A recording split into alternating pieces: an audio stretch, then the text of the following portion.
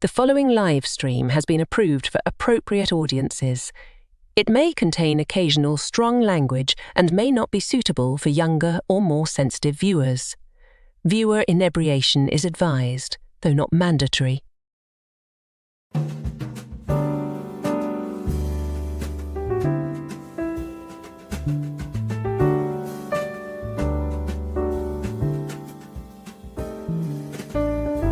Every Friday night is a reason to get together with friends, to celebrate and to drink.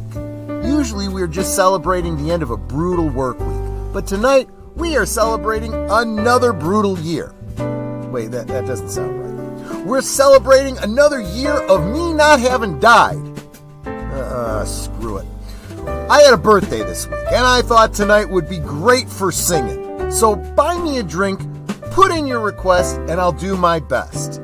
My goal was to stick to songs by artists who share a birthday with me, but that would kind of limit me to Elvis, David Bowie, and Shirley Bassey, so I may not stick to that. Hell, it's my party and I can change the rules whenever I want. So top off your glasses, get comfortable, tell me what you're sipping on in the chat, and if you have a mind to, buy me a drink and tell me what to sing. I'm rolling out this Canarble wagon right now.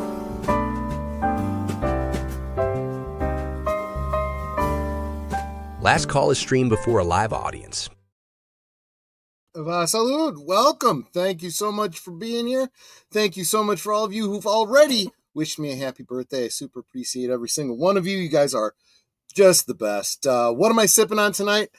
I don't have much left. I'm going to finish it off tonight. Elvis's midnight, Midnight Snack. It's a whiskey flavored with well, it's supposed to, it definitely, I taste the peanut butter. It's supposed to be peanut butter, banana, and bacon. I'm getting the peanut butter and banana. I don't know about the bacon. I might, next time I get this, I might maybe infuse it a little bit, but it's sweet. It's really, really sweet. Let me taste it before. The bacon is there. No, I don't want it. Oh, okay. Okay. You don't mix your boozes. You ought to know that.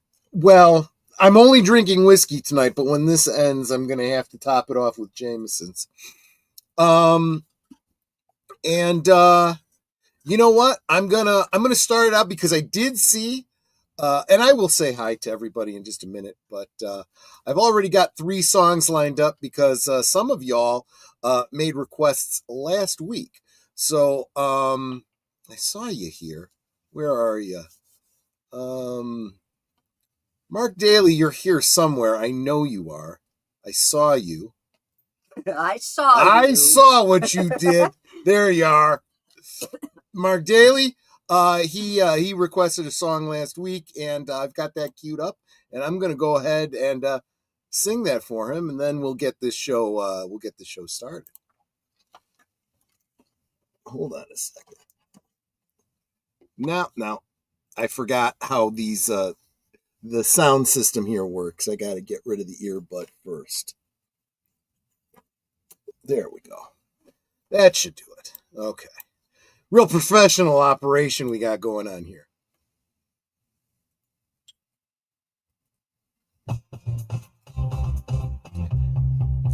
You look like an angel.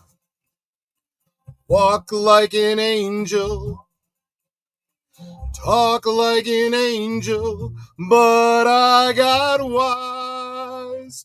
You're the devil in disguise. Oh, yes, you are, devil in disguise. You fooled me with your kisses. You cheated and you schemed. Heaven knows how you lied to me. You're not the way you seem. You look like an angel. Walk like an angel. Talk like an angel. But I got wise. You're the devil in disguise. Oh, yes, you are. Devil in disguise. I thought that I was in heaven, but I was sure surprised Heaven help me, I didn't see the devil in your eyes. You look like an angel, walk like an angel, talk like an angel, but I got wise. You're the devil in disguise. Oh, yes, you are the devil in disguise. I love a song that gives me a drink break.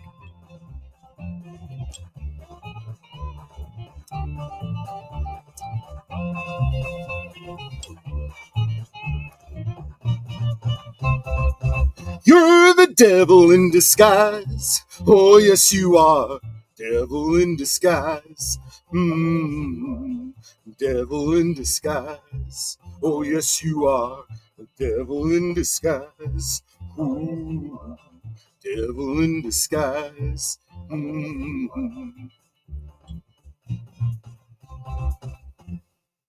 Thank you so much, Mark, for buying me a drink. Well, last week technically is when you bought me the drink, but that one's for you. Let me get my posse in here, starting with the lovely and talented and smoldering and smiling, or as they used to call it on that reality show you used to watch, Smizing. Yeah, exactly. Netter of Netters Network. How you doing, my dear? And what are you sipping on tonight to celebrate? I'm doing well. Not the week's over. But I discovered I really hate one-on-ones with my boss because every time I say something, she ends up giving me more work for a suggestion I make. I hear you. No work tonight. No work tonight. And I am kind of two-fisting it. I am drinking a Kahlua and cream in one glass. And then I've got my Signature Select Seltzer Water Cherry as standby for one that runs out. I guess you're out of your Elvis. Yes. I'll get you more. No, I'll have Jameson after I polish this one off. But I'll have to get you more later. Yeah. Mm-hmm. Yeah. Mm-hmm. Absolutely. Now, you got to bring Boomer in here so we can sing happy birthday to you. And I can light your candle. Well, I got more than just Boomer in the backstage, but that's right. Tonight you have another I've got secret guest. But let me first bring in the earbuds so that I can actually hear my posse as I bring them in. You're actually here in the room, so I don't need an earbud to hear you. And when I'm backstage, I can't see anybody else. Well, actually, I can't see anybody else now. Anyway, I can only see me, so no, I don't know who you got waiting. Oh, that's true. That's true. You don't. And Agent Boomer, who's making fun of my age by the icon he chooses. How you doing, my friend? What you sipping on? I'm doing fine. I got a Coca-Cola here. Yeah. Because you got a very important early morning tomorrow, so I understand that you probably big anniversary for the place I work at. Yes. Fair enough. I got a song coming up for you too, by the way. I didn't have a lot of time to practice it. It's a new one for me. Don't expect it to be, very Shirley Bassey. It's probably going to be a little bit more Frank Sinatra. But that's fine. Hey, did you get and you got my present, right? Oh, yeah. I did. Do I have it? Right, don't worry about it. You don't got to fetch it if you don't have it, Randy. I thought you had it right by you. There? I put it. I had, but I kind of had to put it out of my reach because, I'm in the middle of work and I'm like, distraction. No. I shouldn't be doing that when I'm working. It's over here, I think. Oh, there you go. Oh, here it is. Here it is. You guys would not believe the games that are on here. We're talking arcade games. I mean, like the arcade version of Asteroids. There's a bunch of Atari 2600 games on here, and some of the later Ataris that I never even had. There was a lot of games that I didn't recognize. When could little Troy have imagined holding that in his hand with all those games on it? Would that have blown little Troy's mind? That's a great question. Real quick, I think we're gonna have to ask him. Hey, little Troy, can you imagine how cool all those games that you had on the Atari 2600 are? Never mind, you're too busy drinking your beer. That's maybe the same people that made the Tato one I got you last year. It's Very, yeah. So I'm sitting here playing this thing, right? And I'm sure there's a way to turn the sound off, but I wasn't particularly concerned about it. And Netter's like, yeah, it's cute. Let me show. This is a gift I got from Maria Tiantelli. Oh, it's a lightsaber. It's actually chopsticks. She got Oh. one for me and one for Netter. Well, not one single one. That's a set. Well, I just didn't pull the other one. obviously. Oh, did you pull the tab on that No, one? you took it before I could. They're like lightsabers. Yeah, that's exactly what they are. Lightsaber chopsticks. But yeah, so anyway, I'm playing this, right? And I'm playing, you know what I'm playing? The first one that comes up, Adventure. And I'm playing it, and there's like, I know what you're playing. And then, you know what else is on there? Just like Adventure, Haunted House. Yes. I've just been watching a video about that on YouTube, and I'm like, oh, and I'm like, that son of a bitch, that damn bat. You know, but, anyway. Yeah, I was having a lot of fun with that one. Absolutely. Yeah, I figured you're ever on the road, you can bring it with you too. Exactly right. And you know, even just the idea that, I mean, it's a perfect port for. I mean, it's identical. I mean, absolutely perfect. Including like I said, the asteroid one. I'm like, this is just as hard as that damn. Because I don't know if you knew this or not. I don't know if you played it on the Atari 2600. Asteroids. Yeah. Asteroids was there was a version because it had multiple games on it. There was one that was very similar to the arcade version, but there was others that, you know, it changed elements of the game that made it easier or harder. And I kind of loved the Atari 2600 version of that, but the arcade one was hard, and yeah, that's exactly like that. Let me get deleted scenes in here. He's waited patiently long enough. How you doing, my friend? And what are you sipping on? Bonjour, Americans. No, right. I'm empty. Oh no! Oh, you're broken. This That's is not too bad. You've got to address that. You've got to address that soon. Yes, I do. But yes, what do you VIP member of my channel? I wanted to make sure that if you were so inclined that you could come in and join us. So I super appreciate you being here, my friend. Let me say hi to the chat. First person I saw was Mark, who said Kapla, Kroshjish, Dativ Judge. He's wishing me a happy birthday. I claim first place in the chat as you added alcohol cancer warning labels to the Carnarvon wagon as the Surgeon General recommends. No, I have not. But I don't mind warnings as long as they don't try to infringe on my rights to cause myself colon cancer if I so choose. So screw you, Surgeon General. And Lady Mist being super encouraging with the those and the these and all of those. Those cakes. Thank you so much, Lady Mist.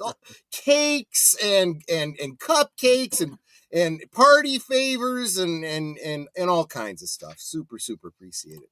And Tim says Troy has a birthday. Who knew? Happy birthday. Yes, I have one a year. That's what I limit it to. And as I said in the description below, I'm not going to tell you how many I have, but you could probably figure it out because it's the same as a deck of cards if you count both jokers. And I figured I'd get all my jokers together tonight. So I'm glad you guys are all here. And deleted. I'm looking at deleted because he's between me and the comment I'm reading. Tim, if you have a song that you would like to request of me, I could be induced to sing a song for you for sure. I get my annual Jack and Coke tomorrow. Don't normally drink. Maybe a glass of wine with a meal at home if it calls for one. Yeah, I agree with you. I mean, I understand that, you know, some people, some cultures call for wine with every meal, but I think there's just some that wine's appropriate and others are like, this isn't necessary, you know? Oh yeah, you said. And let's see.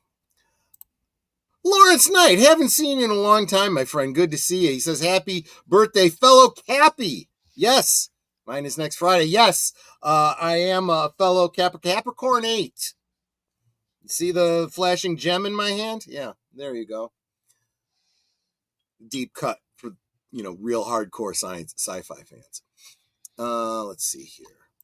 I'm getting some more libations. Thank you, my friend. Let's see here. JBRPH1, I've got a song coming up for you in just a minute. You'll be next because I know you don't have long either.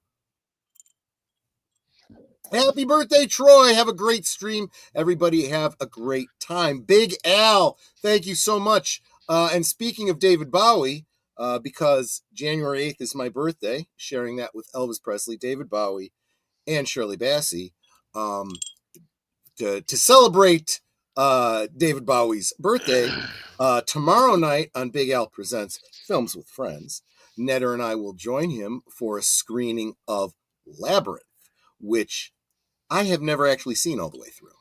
You're going to wonder what Jim Henson had taken.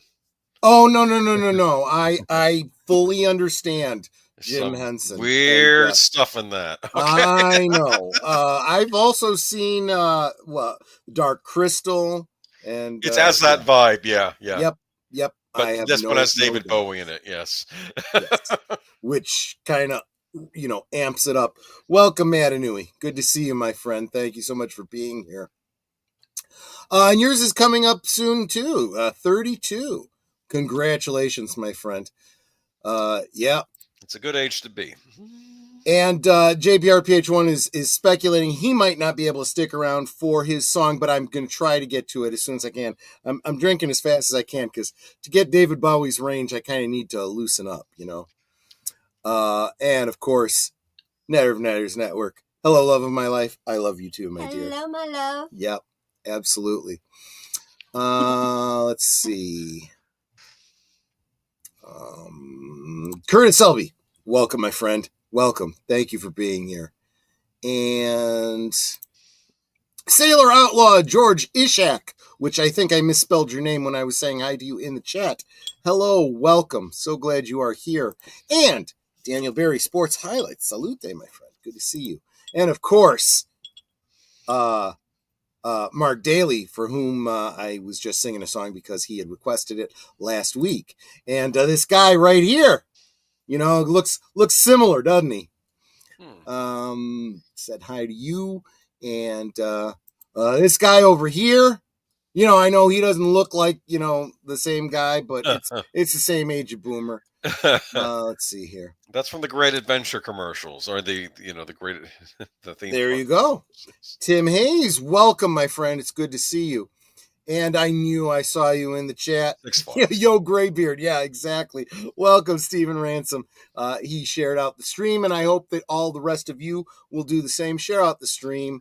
The more the merrier. Absolutely. Good evening, Evelyn Hampton, everyone, and happy birthday, Troy. I'm snacking on a strawberry Italian ice. Oh, that's awesome. Good.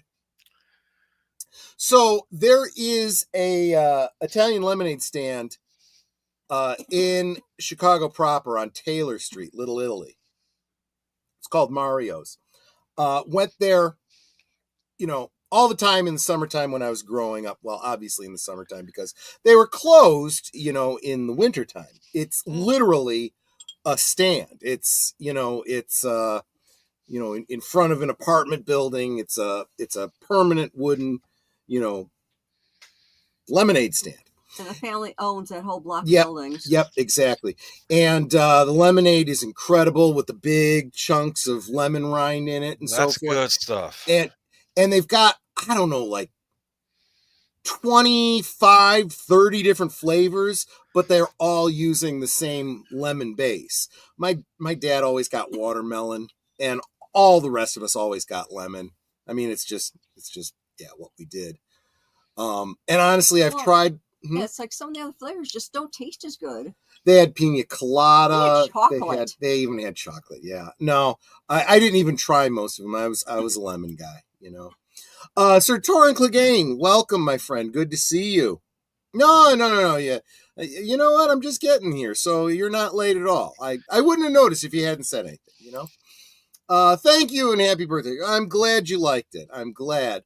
Hope I haven't driven away too many viewers yet. You know, I don't know what they're laughing at, but you did something funny there, Boomer. Happy birthday, old man. Have a drink on me. And do you know the words to A Town Without Pity? Yikes. That's a good song. Yeah. Let me see. Gene Tierney, if I recall correctly.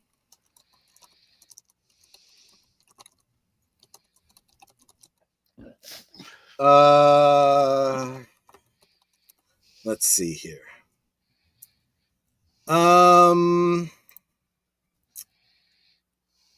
Yeah, Gene Pitney. Pitney. Yep, I will. I'll give that a try in a minute. I will.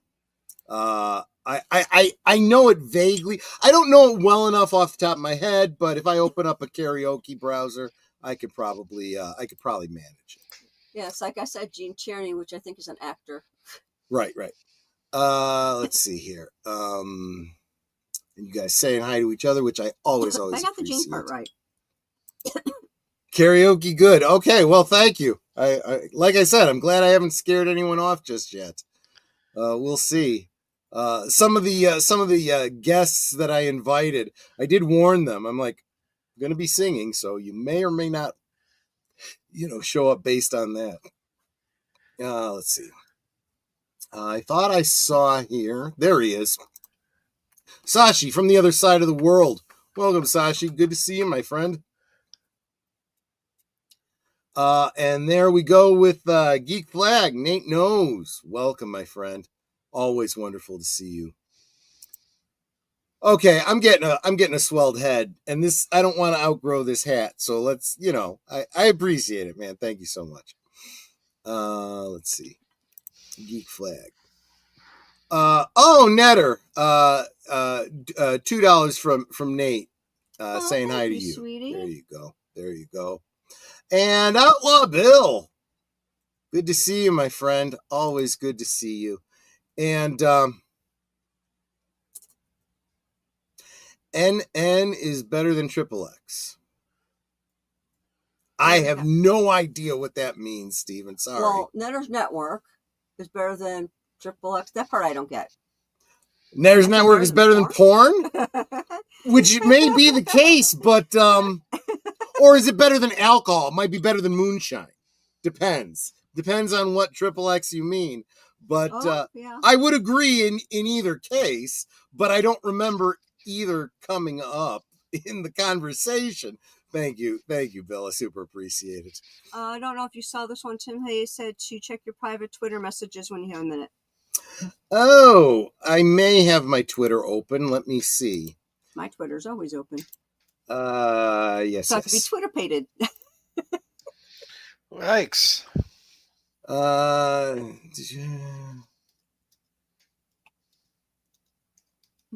Not sure if.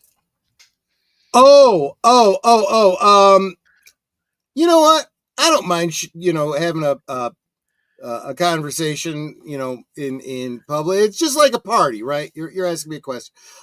Yes, I did send him a copy. He had been on my channel for a previous year doing the holiday special. So yes, I sent Retro Blasting a copy of the holiday special. In fact, he even acknowledged me in a video that he did that I think was tangentially related to the holiday special, I believe. Yeah, for everyone that Troy said he'd send one of the sets of holiday special DVDs to, or CDs. Yeah, DVDs. Right. I had sent them all at the same time, so you should all have them by now. Yes, absolutely. If you haven't gotten yours yet, let me know so I could check the tracking. Yeah, to find out where it is. Let me not miss anybody. Geek Flag, Mark Daly. Little Troy with an old Milwaukee. No, it wasn't old Milwaukee. It was Schlitz. There is a difference. We all got to start somewhere. But I believe somebody, correct me if I'm wrong, somebody want to do the Google foo. I think Schlitz is also a Wisconsin beer as well. I'm not positive about that. And the fictional beer that was referenced in Laverne and Shirley, I want to say was meant to be an homage to Schlitz. It's a cheap beer. It's not something I would actually buy now, but that's what my father drank at the time. Logical Spark, good to see you. I haven't seen you in a while. Good to see you, my friend. And Nate says, what's a Little Troy's cup? Or it probably means what's in Little Troy's cup. Yeah, that was Schlitz.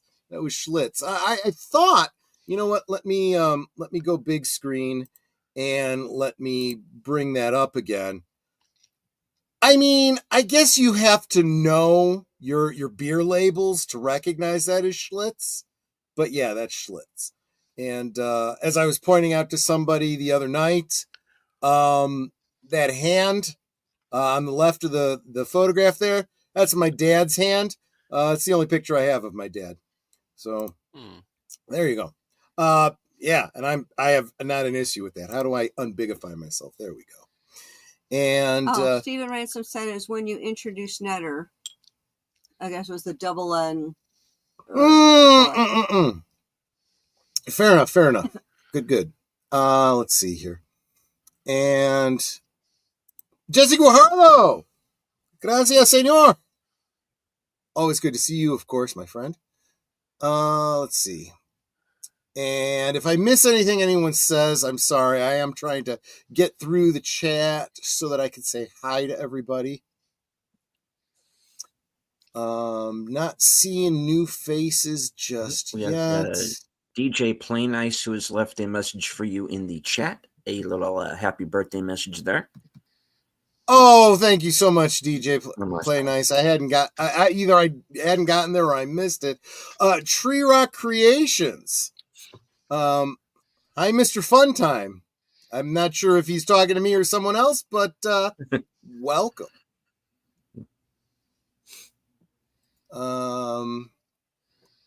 Let's see here. Look who's here, Sin. Oh, thank you so much, Sin. I super appreciate it. And JPRPH1, if you're still here, I will get to your song as soon as I get through the chat, which I think I have just done. Guys, I'm going to give this a shot. Don't hate if I screw this up. It's not really in my range. David Bowie, I love the guy, but I don't know too much of his music. And although I know this song, I'm really pushing my range with this one. So I'm going to take the rest of you guys out because I need to mute you guys anyway. So I'll see you on the other side of this song. Bear with me. And what I got to do is I got to take out my my earbud because in so doing, there it is. Oh, I am starting to lose my physical coordination, which is why I think it's probably a good time for me to do a David Bowie song. Let's see here.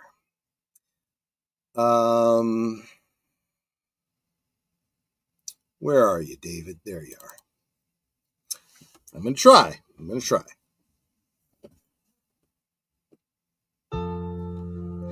It's a god-awful small affair to the girl with the mousy hair. But her mommy is yelling no, and her daddy has told her to go.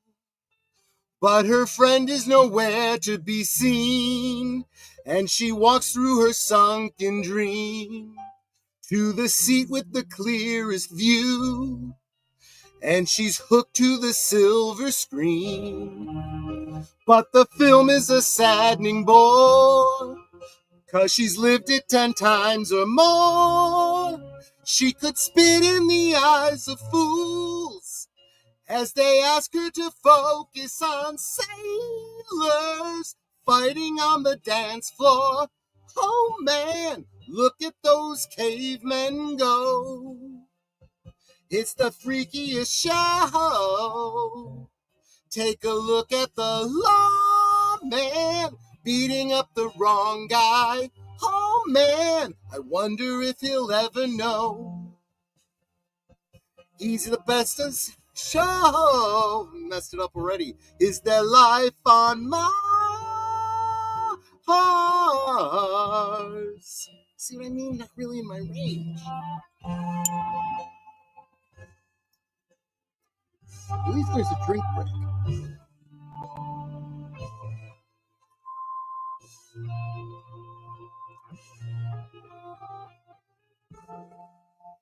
It's America's tortured brow that Mickey Mouse is in.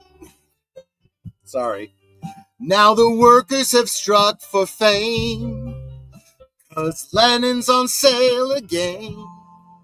See the mouse in their million hordes, from Ibiza to the Norfolk Broad. See, Britannia is out of bounds.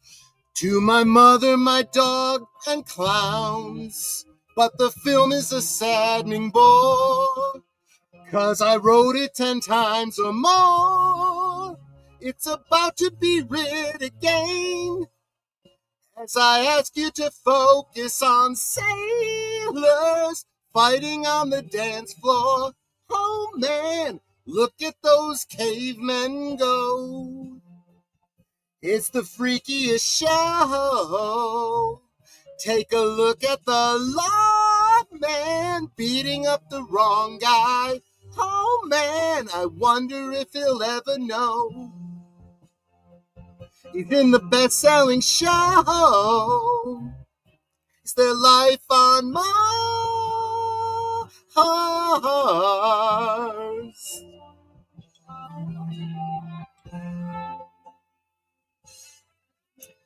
Yeah. Sorry, guys. That's the best I can manage.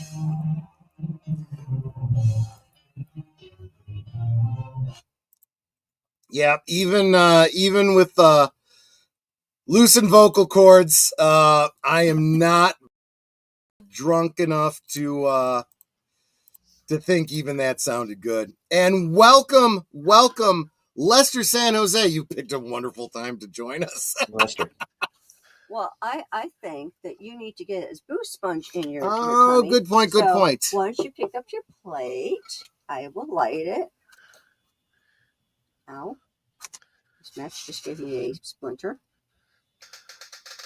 It is a wooden. Yeah. Yep, there we go. Okay. Oh, I guess I got to go big again. Hold on. I just took myself out. Hold on. There we go. Yep. Okay. 1, 2, 3. Happy birthday to you. Happy birthday. birthday. Happy Birthday, dear Troy. Happy birthday to you. Oh, boy. Just like an organ, I swear. Yes. I thought we wish were I all could supposed to sing sing. better. No, I you don't- did just. I you tried. Did just fine. You did I just don't fine. want that Always. Zoom effect. It's just the Zoom effect. When everybody's trying to sing, you almost cancel each other out. Oh. Yeah, no, I get you. I get you. Can you move your pick so I can get mine? Oh, absolutely. Sorry. Hold on a second.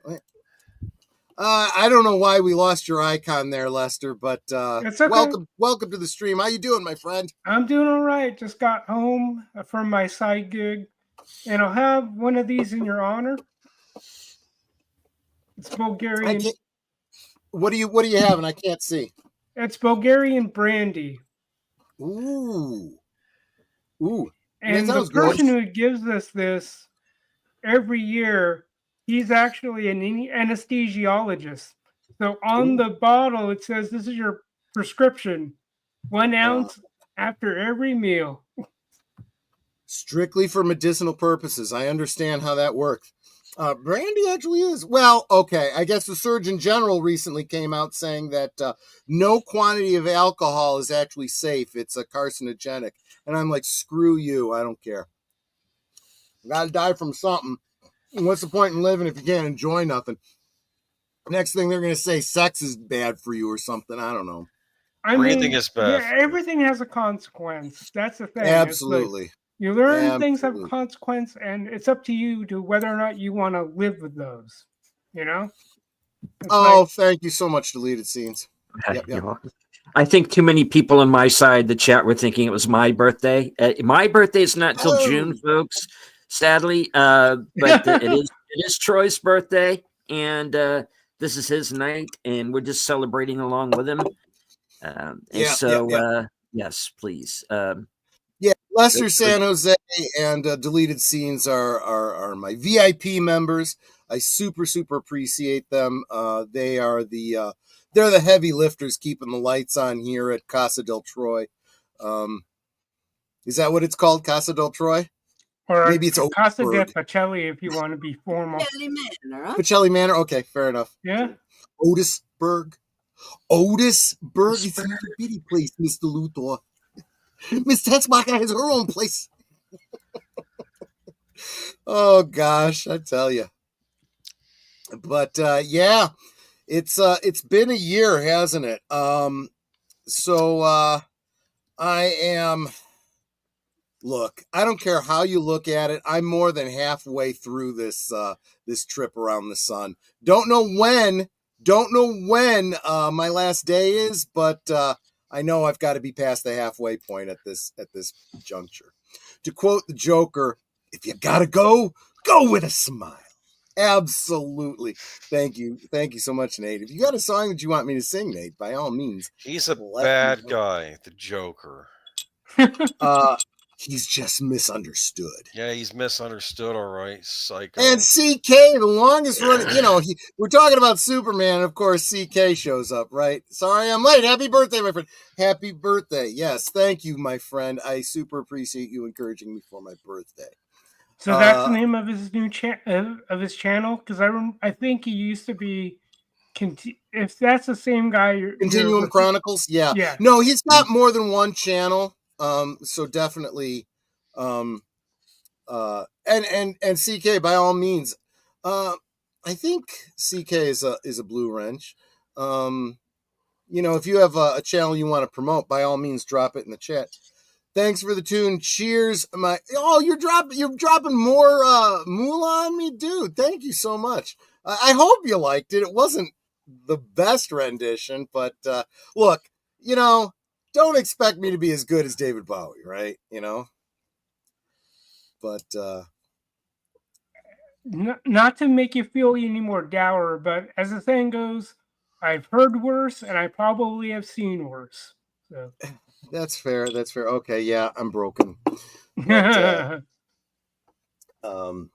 I probably better get my booze sponge in me before I have any more Jameson, or before I start on the Jameson, I guess I should say. Yeah.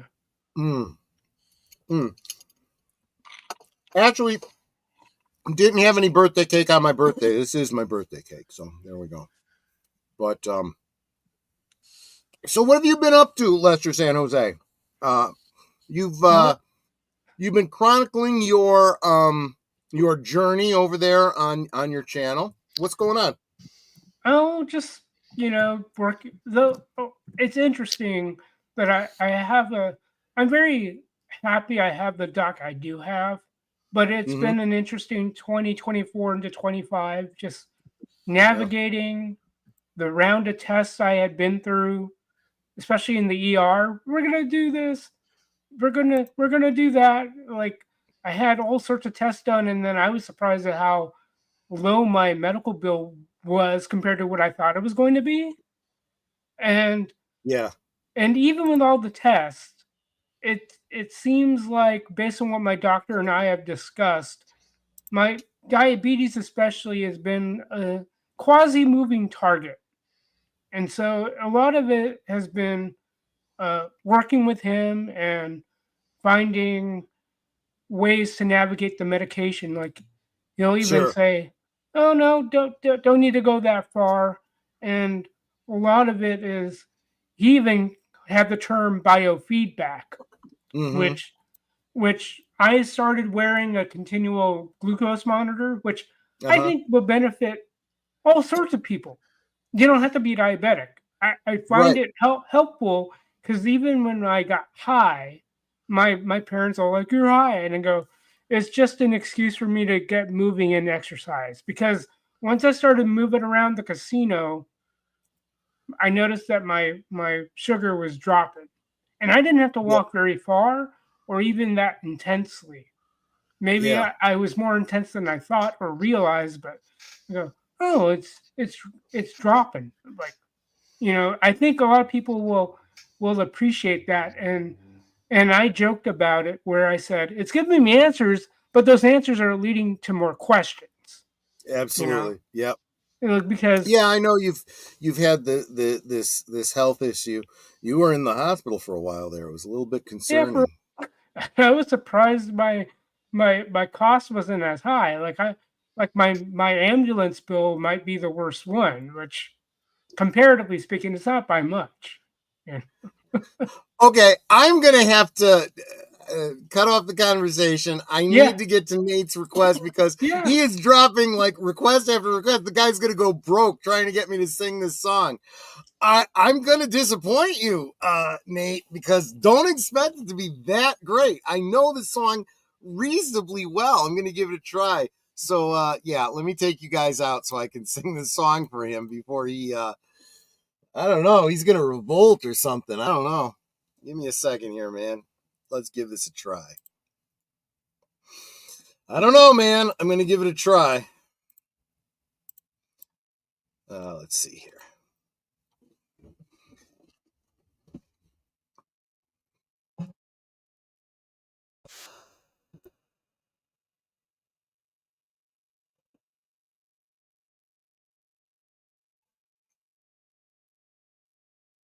When you're young and so in love as we, and bewildered by the world we see, why do people hurt us so? Only those in love would know what a town without pity can do. If we stop to gaze upon a star, people talk about how bad we are.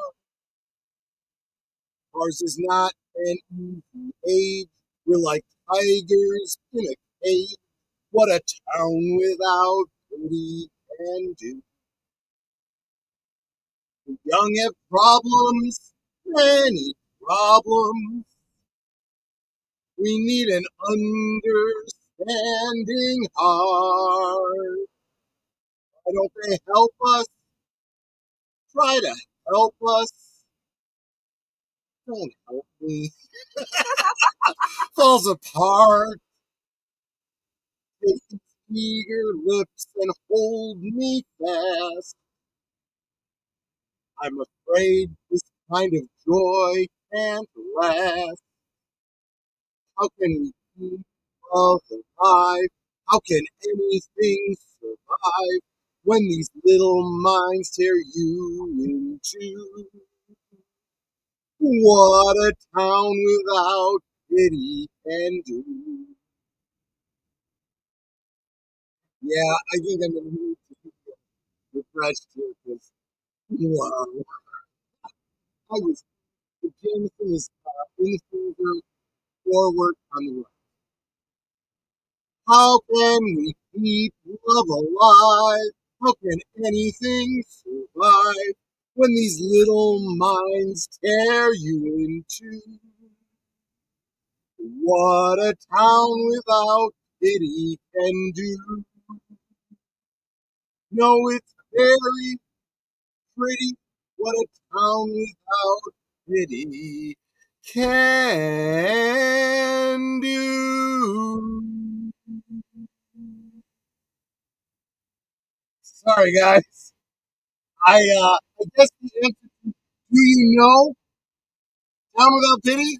I think the answer to that is probably not really. You need to do it more croonery. I need to know the melody. That's the problem, and I kind of don't. So sorry, everybody, but I did try. I gave it my best shot. Man, Troy, it's your birthday, but you're giving us these wonderful gifts. Oh, I'm being sarcastic. I'm sorry. I have not shown off my gift. Okay. Oh, thank you, dude. You're just laying it on, aren't you, man? My gosh, thank you so much. And yeah. Let me go full screen because I want to show off the birthday gift that I got from Netter. Yeah. She got me an ammo box. And Whoa, that's a cool one. Yes, and she said it's full of ammo. And if you look at the size of this box and you know what the price of ammo is, I'm like, man. holy crap. How much money did she spend on me this year? Take a look. I want to see. I always spend a lot of money on you. I know, but it wasn't what I thought. It was beef jerky. Yeah. Hey. Pick up the container of children cake and see how much is in there. Yeah, it's full of beef jerky. Oh, And I love beef jerky. I've eaten a couple packages And already. it's different flavors. But this website she got this from, she was telling me about it. It's called Manly. It's called Manly Man.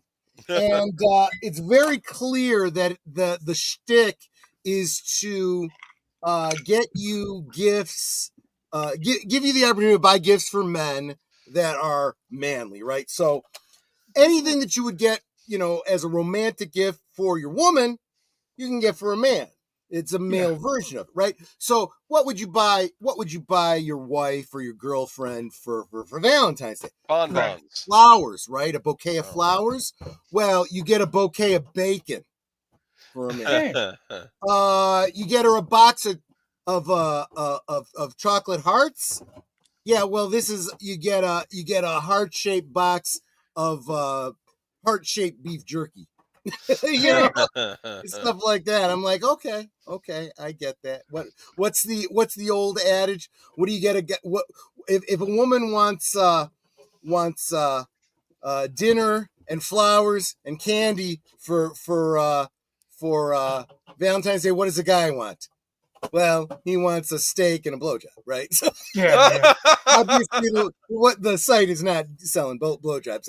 That's on you to yourself. You're a brave man, Troy? No, I'm a drunk man. I mean, I guess they're similar, but no, they're not the same thing. If you're really technical, yes, he's stretching it, but well, there you go. Right? Yes, yeah, no, he's not wrong. He is not wrong. Happy 54th. Thank you so much. I figured exactly. You're exactly right. Does Netter have a sister? And if so, can you introduce me? She does, and honestly, my friend, no, I would not wish that on my worst enemy, Run let away alone a friend. fast No. and far. That's a trap. We've actually got a number of sisters, and none of them. No. Well, one of them's married. I got the good one. Absolutely. Even if both my sisters were single, because one's married, they're still nightmare fuel. So no. There you go, Nate. Absolutely. What? But I thought it was kind of cool. At the ammo box, I was able to get his name on it and everything. Big Jim Slade. Okay. I'm not sure I know what that is, but okay. We love you, Troy. Be well, friend. Gonna let the stream play as my ASMR. No, if I sing another song, it won't be ASMR. Good night. Take care. Yes, I know you have a big day tomorrow. And Mark says, my wife simply gets me a gift card to Bass Pro. Well, yeah, I mean, that's pretty good, too. I used to have a Bass Pro Shops hat. How are you doing? Oh, don't no. There are limits. I Am Woman, I would need like a $50 contribution or something like that.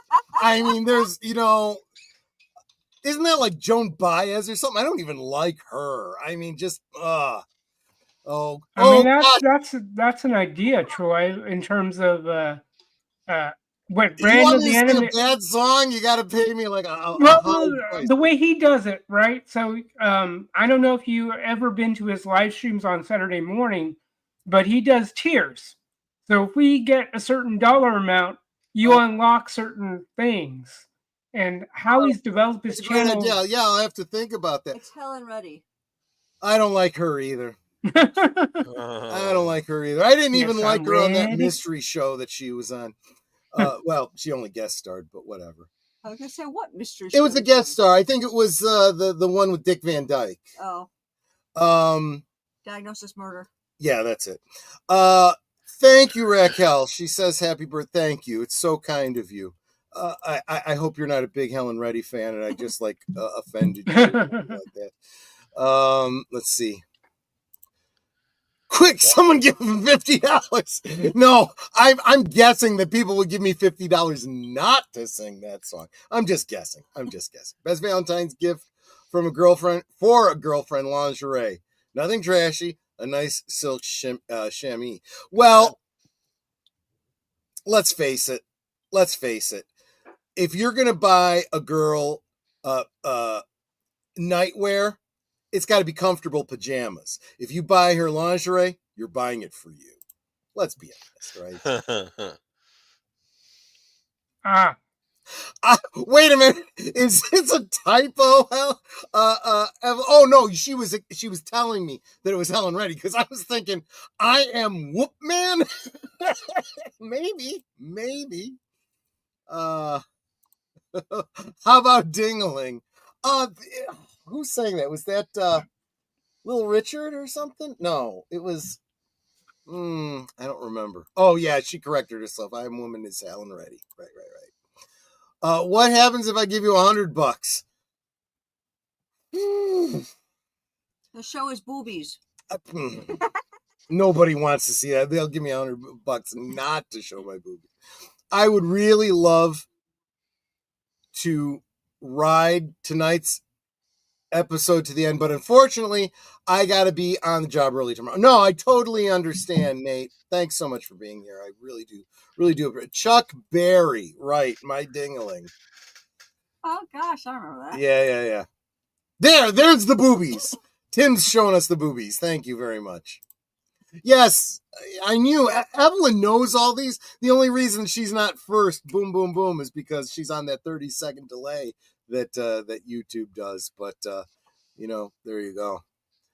I was going to hold out this next song because what? Longest running superhero says, I like that they're just pimping Troy out at this point. Yeah, basically, why not? Absolutely. Yeah, I'm gonna take my panel out, even though you haven't seen them, but they've been in because I'm going to do this one for Aged Boomer. Oh God, I'm gonna give it my best shot. I really am. I did actually practice this one, but you won't be able to tell.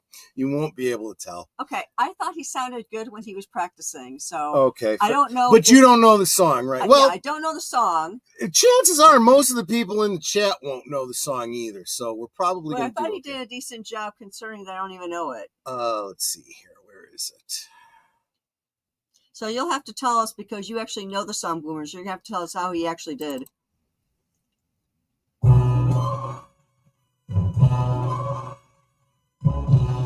Oh boy, here we go.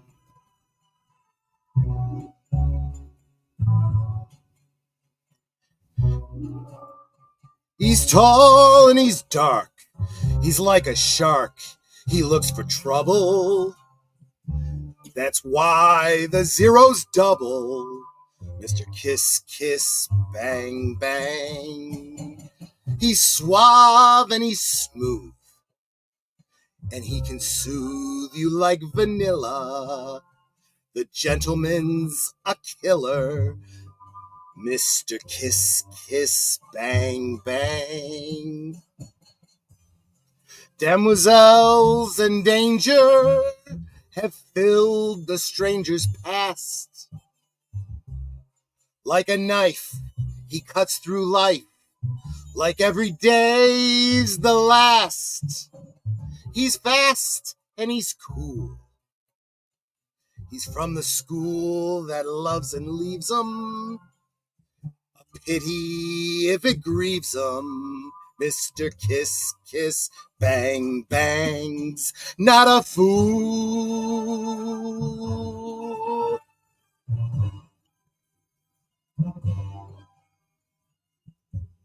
Demoiselles and danger have filled the stranger's past. Like a knife, he cuts through life. Like every day's the last. He's fast and he's cool. He's from the school that loves and leaves 'em. A pity if it grieves 'em. Mr. Kiss, Kiss, Bang, Bangs, not a fool.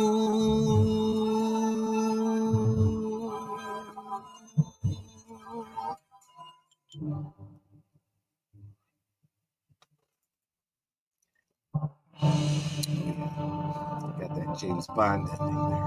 Right.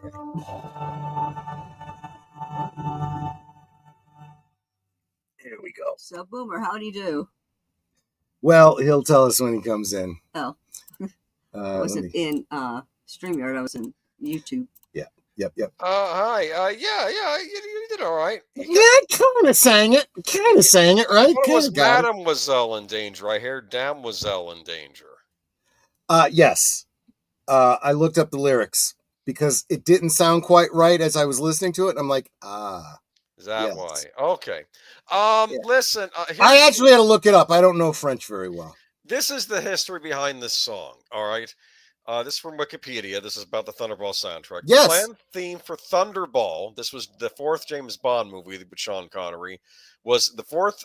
The planned theme for Thunderball was Mr. Kiss, Kiss, Bang, Bang, composed by John Barry and Leslie Bricusse. The Yes. title was taken from an Italian journalist who in 1962 had dubbed Agent 007 Mr. Kiss, Kiss, Bang, Bang. Barry felt he Yeah. could not write a song using the term Thunderball, so instead he wrote a description of James Bond. The song was first recorded by Shirley Bassey. There were issues with the length of the track. It was re-recorded by Dionne Warwick as Bassey was not available. It featured a longer instrumental opening such that the lyrics would not start before the word Thunderball appeared in Maurice Binder's title sequence. The song was removed from the opening credits after United Artists requested that the theme song contain the film's title in its lyrics. Warwick's version was set to appear in the end credits, but Shirley Bassey sued the producers, resulting in neither version being used in the film. Wow. Both backing tracks appeared on different versions of the soundtrack, remade as instruments. Bassey's on high fidelity LP, Warwick's on the stereo LP.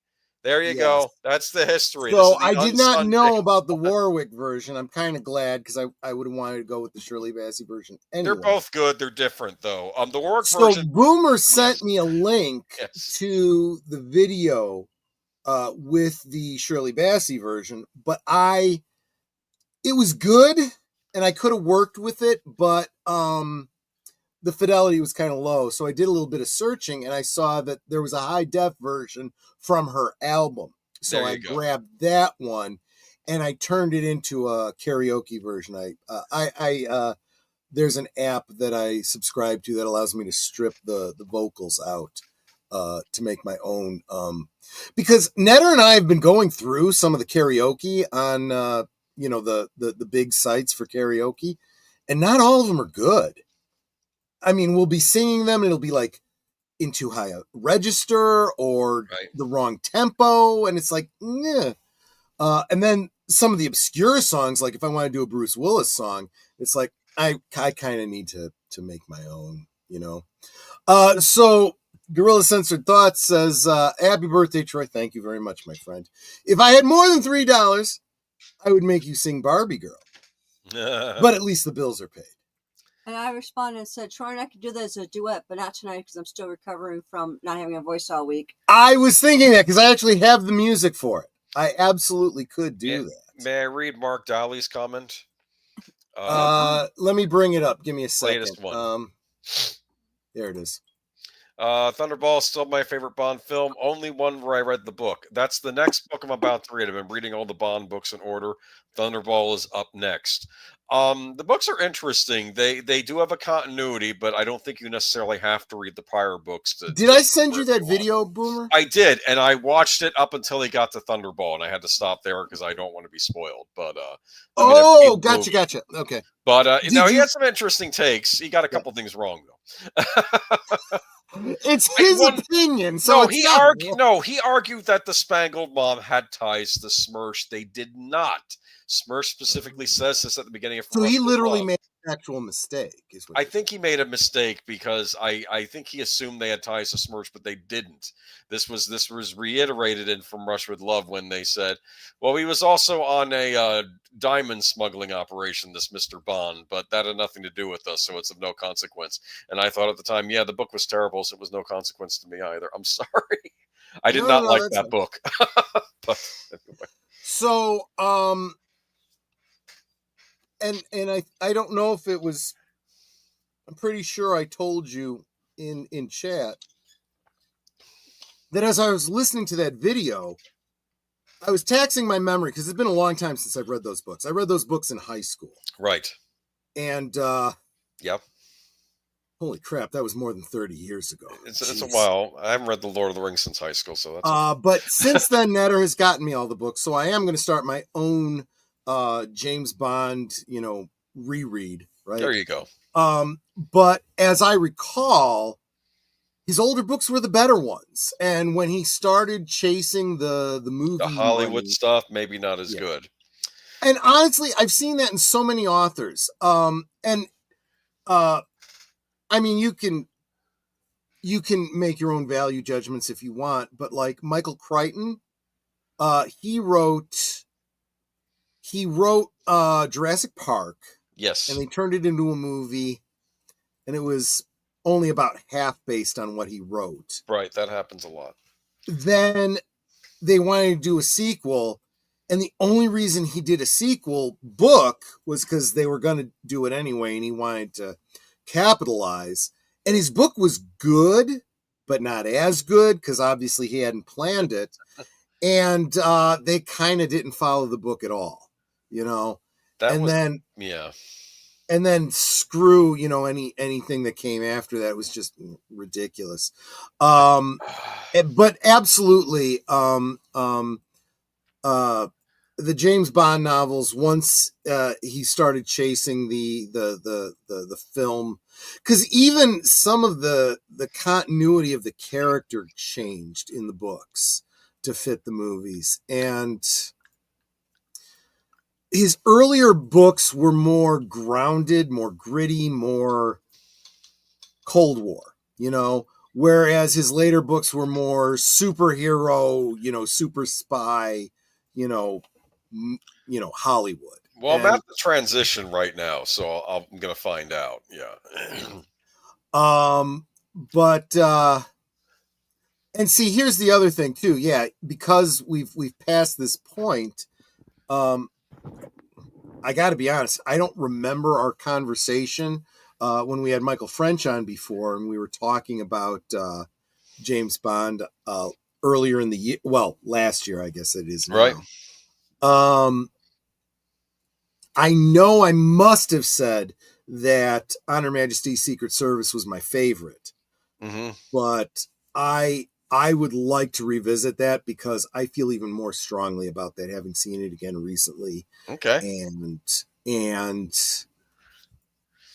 thinking through the impact it had on later James Bonds. Let's face it. I mean, the canon of the character reverberated through the rest of them. Every James Bond after him made some reference back to that story. Yeah, yes and no, but I don't want us to get bogged down. not that after Casino Royale bullshit reboot. No, but when you go after On Her Majesty, you get Diamonds Are Forever, and some people almost are thinking that movie is ignoring On Her Majesty's Secret Service. It does. You're right. But then later on, with one of the Roger Moore movies, he's at his wife's grave, and that's directly referencing on Her Majesty's Secret Service. So it's and then weird. one of the other Yes. ones, he was married once and so forth. Yeah, the Russian spy says it to him, and she Right, says, right. "Oh, you're sensitive." He says about some things, yes, and that's what he said back to her. Yes.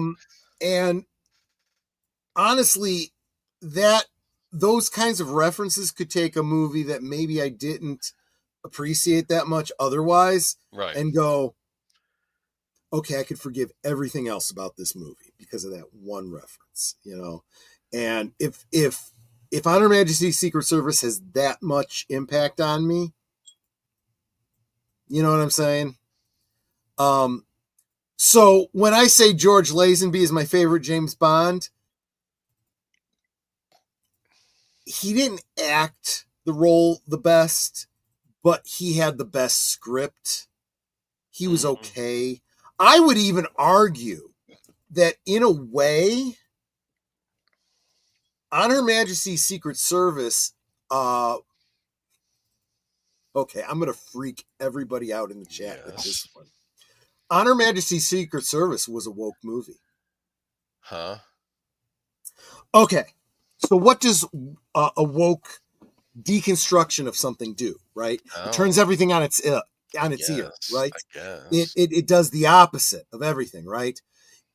So what is James Bond? James Bond is the womanizer. He's very surface level. He's the alpha male. And the women, they're just set dressing. They're there to look good. In fact, most of the women up to that point weren't even actresses. They were models, and they were barely acting, right? Then you get to On Her Majesty's Secret Service, right? Mm-hmm. Who's the Bond girl in On Her Majesty's Diana Secret Service? Rigg. Diana Riggs, right? She's a Shakespearean actress. Mm-hmm. And what is James Bond? Who's playing James Bond? George Lazenby. A model. A male model. Right? She steals the show. And boy, she's not the hero. She saves his life a number of times in that movie. She's not a Mary Sue, but she's almost, right? She's definitely a strong woman. Definitely a strong female character, So that's why I say it's a woke movie. It's not. I'm kind of poking at it, but it does flip the whole script on its ear. It subverts expectations, but I would say it subverts expectations in the best way. Kind of wish Michael French was here for this, actually. Well, we'll have to revisit that conversation. So it makes no sense when he came back in the second. It's like I vaguely remember there was a cheap explanation. Well, yes. So as Boomer was saying, what was the next movie? Diamonds Are Forever? Yes. Does seem to imply that the previous movie didn't happen. Takes it out of canon. But then it doesn't say it didn't happen, but it's sort of like you can. And you're like, how could he go back to being this womanizing, whatever, carefree, whatever, until later on you realize, retroactively, you look back and you go, he was a broken-hearted guy. Okay. He had to go back to being the happy-go-lucky womanizer because he was kind of broken, and he's almost putting it on. Think about it. That's not really. Hey, happy birthday! That's not really the intro I wanted to give Paulie Slant, because he's not a broken guy. He's an awesome guy with a wonderful wife who's a happily married guy. Who take it easy there. Take it easy. No, I don't want to speak for you. I'm just playing. But happy birthday. Thank you so much. Yeah, technically it was Wednesday, but I wasn't going to change the stream night to Wednesday. But how are you doing, my friend? Can't change that. Good, man. Just chilling. And then I was looking through the notes. I was like, oh yeah, he's got his stream right now. Let me pop in and. Hello, man. I sent that out. I would have been totally fine if you could, because I knew it was short notice and you wouldn't have seen it. But I'm glad you did. Mm-hmm. And I don't know if you can stay as late as you want, absolutely. But I know you've got company and you've got stuff. They're cooking on right now, so we're good. Oh yeah. That's right. You're 2 hours behind us, so you. Mm-hmm. Yeah. So you haven't eaten yet. Okay, fair enough. But so what's going on, guys? Well, I was look, when you and I first met, right? It was on your Yes. channel, and you were doing the what did you call those streams? They were karaoke streams. Yes, that's right. So tonight I decided for my birthday I was going to celebrate, and anybody who wanted to like buy me a drink or whatever, they could request a song. Let me tell you, they've requested some crazy songs. Somebody requested Helen Reddy, "I Am Woman," and I'm like, if you give me a $50 donation, I'll sing that song. Not for a penny less. Wow. But I just did for Boomer here. I did Mr. Kiss Kiss Bang Bang, the song that would have been used in Thunderball, and we were just talking James Bond when you got here. So okay. In case you were wondering who I was talking about. Who's going to be the new Bond?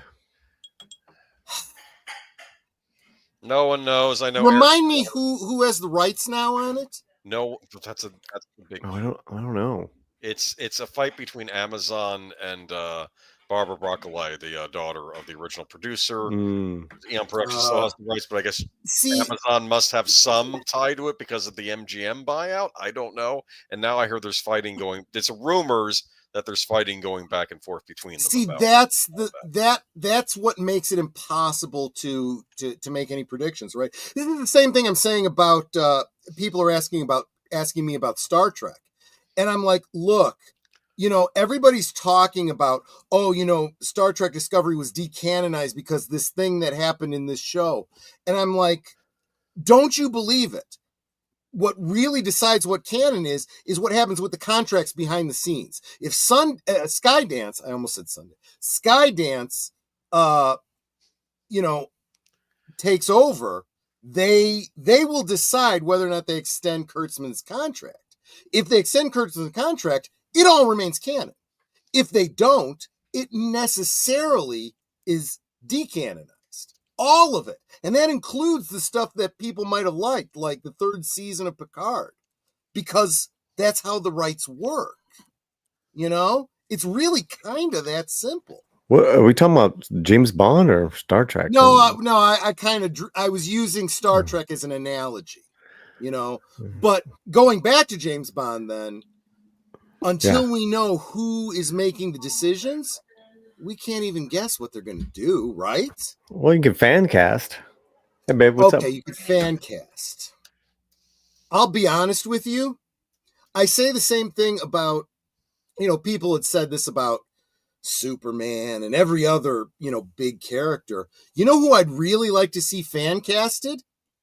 Somebody we don't know. Somebody who's not a star. Some unknown who is a talented young actor who auditions for the role and they become the new star. Because let's face it, with Superman, who the heck knew who Christopher Reeve was before Superman, right? Before, before James Bond, who knew who Sean Connery was? Small circles. Right? I didn't know that dinner was ready now, so I actually got to run. But I'm going to come back. I'm going to come back. I understand that. I may be going late tonight, so if I'm still on, feel free to come back. But dude, you've encouraged the hell out of me just by showing up tonight. So thank you so much, my friend. Absolutely. I'll be back. But I didn't realize that dinner's on the table, so I got to go. Salute, my friend. Take care. Enjoy your meal. Bye-bye. Thanks, man. Take care, Paul. Bye. Well, going back to my delivery is, we talk about shots, right? Mm-hmm. Yes. Here's the Kovat shot we should have taken. Yeah. And here's the parting shot to the one going out. This is a Trump playing card set, and the Joker is... Lester, I can't see you. Your camera either isn't on or something. Wait, you don't see my image? No, I'm not seeing. I can see him. Whoop.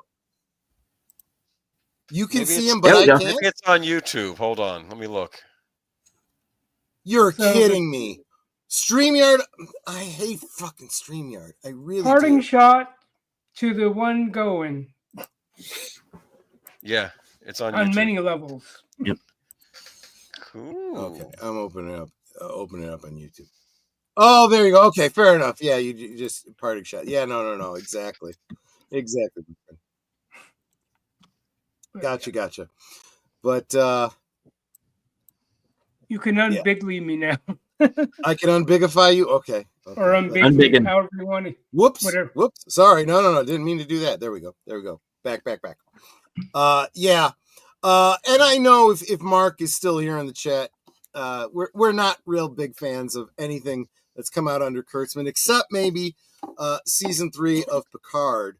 But honestly, I would be happy to give up the 3rd season of Picard to wipe everything else out. I really just no. But there you go. What about the actor who played Picard's son in the latest season of Star Trek Picard? Could he play Bond? I know nothing about him. I'm just throwing that out there because I heard you mention Picard. I don't remember him clearly enough to. No, I didn't watch season 3 comment yet. on that. So yeah, no. I watched season. I did watch season 3, or I did watch. Did I watch all of season 3? You might have. It's okay if you did. I just never got around to it because I watched I know the whole story of season 3. I don't know if I actually watched the whole season 3. What did he say? Klexit. Yeah, exactly. Sorry, I don't have an answer for that. That's perfectly fine. I don't need an answer from you. Hey, why don't you ask? I'm surprised when you even hear me, you deaf bitch. Hey. Okay. Seriously, I'll tell her. I'll say to her, set an alarm for 15 minutes, 20 minutes, whatever. Nothing. And I literally get right on top of her, and I say, set an alarm for.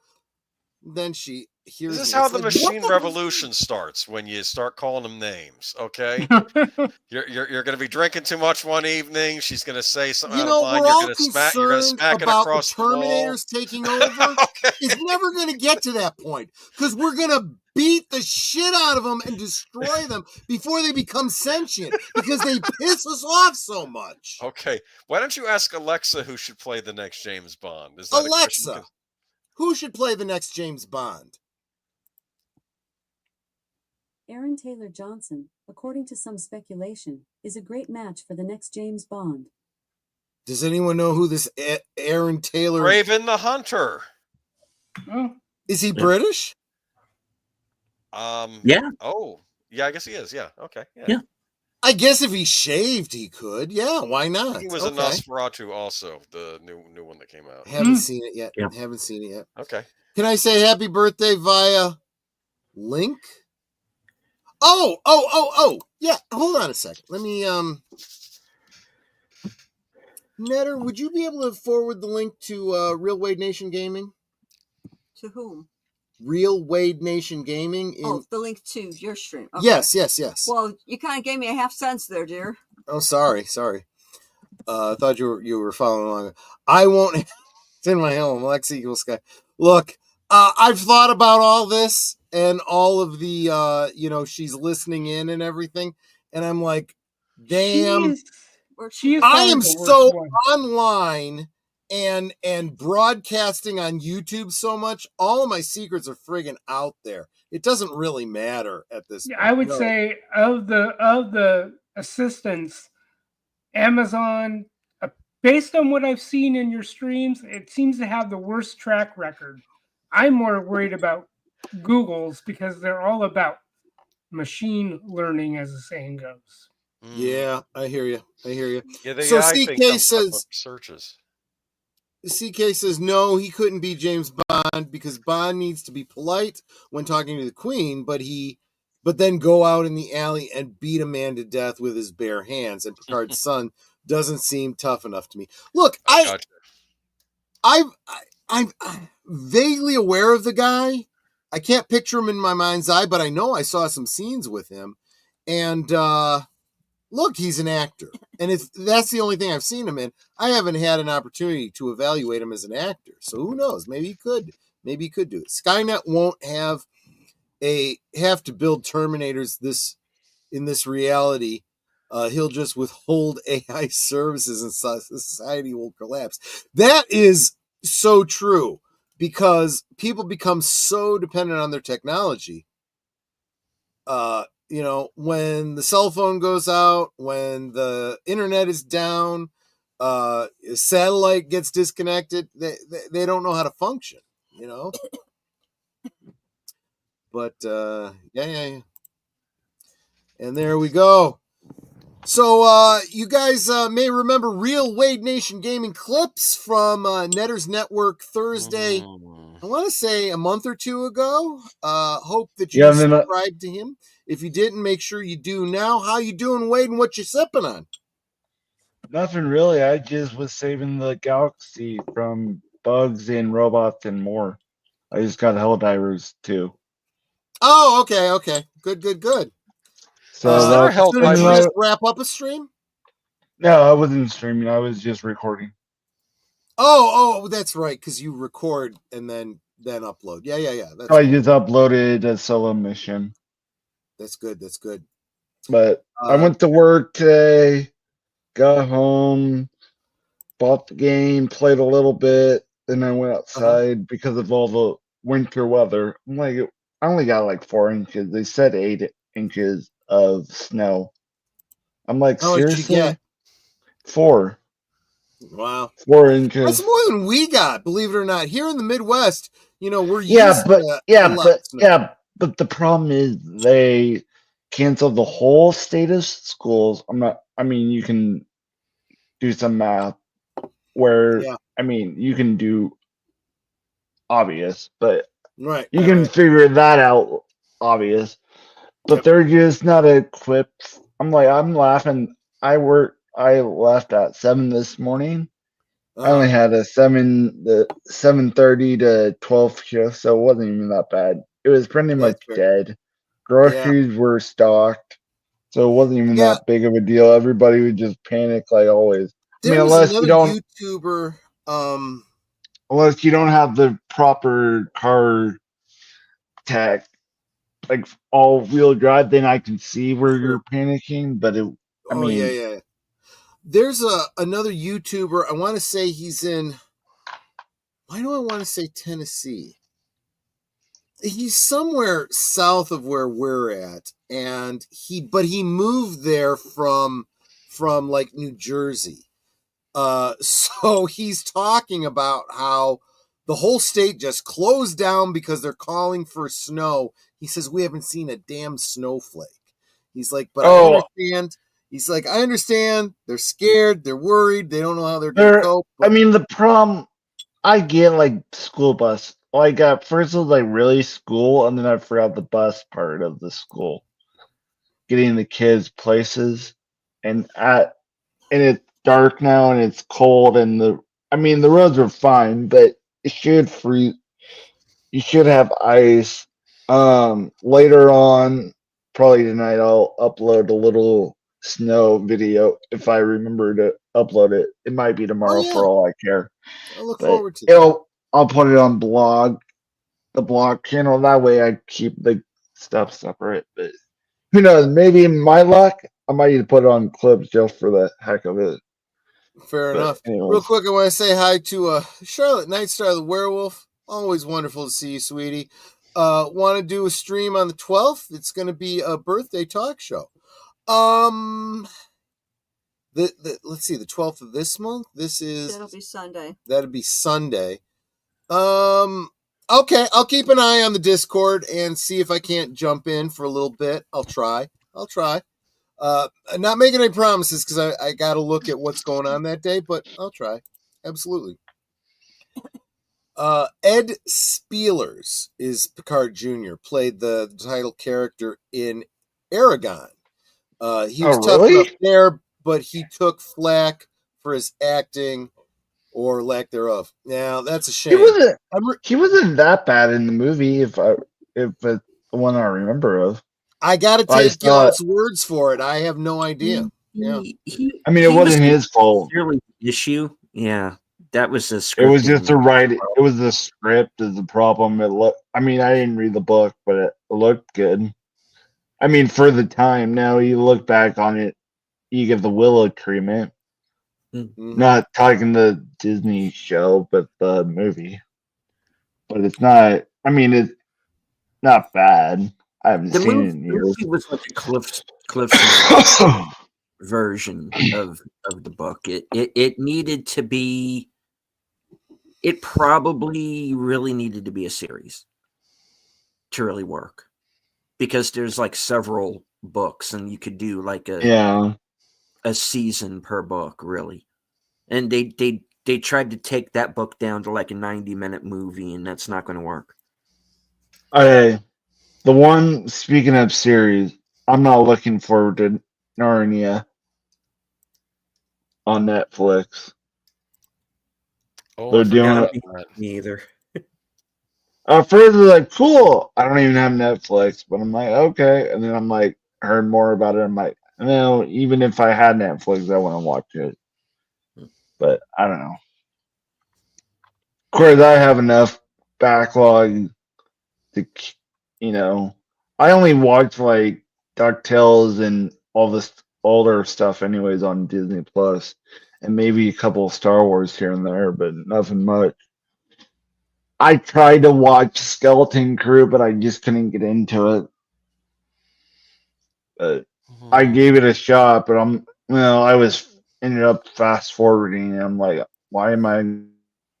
But I did try to watch it first, but anyways, and it was not, and it was not horrible. It's just, I don't know, it's Disney Star Wars. Yeah, I heard the chief criticism on that was that it seemed like it was aimed for single-digit aged kids. Did you get that idea, or for what? Skeleton? For a Skeleton Crew. I don't know. It felt too kiddie for me. You know what it felt like? I haven't watched at all, but what's the animated? I say animated. The kiddie, like the Jedi. I know I have a. It's like has Yoda and stuff. It's all Jedi. Droids, Young Jedi Adventures or something like that. Yeah. I only have like one Lego set from that, only because Yoda looked cool. More for the figures than the actual series reason. But anyways, cool. But, so what did you get? What did you get for your birthday? Well, I was sharing with everyone before you got here. Let me just go Bigify again. Netter got me an ammo box, a personalized ammo box. There you go. And it's filled with beef jerky. Something else that I got. This one I got for myself. This is a custom Mego figure of Captain America, played by Reb Brown from the 1970s. Oh, the live action? Yeah. And I know Alden never saw it because I'm too young for it. It's a thing that happened in the 70s. And yeah. glowing chopsticks from Maria with Tiantelli. They're little lightsabers. Little lightsabers, yeah. So that was some of the goodies that I got for my birthday. I do have one question. Is that the original Boba Fett toy behind you? So I was wondering if someone would ask about that. So it's not the one that they cut. They didn't finish because of pointing their I am not chasing after those gray. I don't remember what they officially called that one, but you know what I'm talking about. The rocket firing Boba Fett was a prototype figure, and there's only that's what I meant to say, and I butchered it. I want to say there's like 3 of them in the world, but this is a custom figure. The figure itself comes from Pro Custom Figures. I made the card back. Okay. I should have figured. And it's from the holiday special. Actually, all of the figures behind me are custom figures. Some of them I painted myself. some of them are like this one here. I painted myself. It's just a 3D resin print. But who's that supposed to be again? The one. This one here. That one is Harvey Korman from the holiday special. The chef. The chef. Stir. Oh yeah. I'm not even finished with her. I haven't painted the face yet. But you did. Hey, you did a good job on Chewie. Now Chewie Unless you didn't do that. Yeah, this is interesting. So Chewie here is just an original Chewbacca figure wearing the robes of a vintage collection Imperial Royal Guard, and a little pearlescent bead that he can actually hold because there's a hole in it. It can slip over his thumb. So yeah. But I didn't mean to derail the whole that it show. has a. You know what? As long as you brought this topic up, let me real quick go to my videos. Quick commercial interruption. Hold on a second. From Kenner, Star Wars Holiday Special Collection comes Mala, Itchy, Lumpy, and all 20 action figures, including the new Bloodlow, Zutmore, and more, each sold separately. And now, Akmina, Star Wars bartender, with her drink dispensing pitcher. Akmina is not yet available in stores, but you can get her free with 4 proofs of purchase from any Star Wars Holiday Special action figures. Details on specially marked packs at participating stores. Offer expires May 31st. Star Wars Holiday Special action figures, sold separately from Kenner. There's one that I didn't realize was in the thing, was in the holiday special when I just rewatched the video you showed. I'm like, it's so weird. Were they all characters in it? Pardon me? Were they all characters in the TV special? You have Boba Fett. Every figure that I had on display was a character in the holiday special. Some of them were unique. Some of them, made an appearance. I haven't seen it. Plus, I was Phantom Menace of the shows. We do a rewatch every year on this channel. Much as I love Bond, if my choices are an even more weepy version of Daniel Craig's Bond and Lashana Lynch 2.0, I'm okay with stopping here. Yeah. 24 movies is a great run, and no, I'm not counting the last. Yeah, I'm with you, my friend. Real quick, I want to say hi to Left Eye Ego. Dude, that looks awesome. Yeah, thank you so much, my friend. Glad you're here. And holy cow, Gary Ambrosia. Always good to see you, my friend. Thank you so much. He says happy birthday.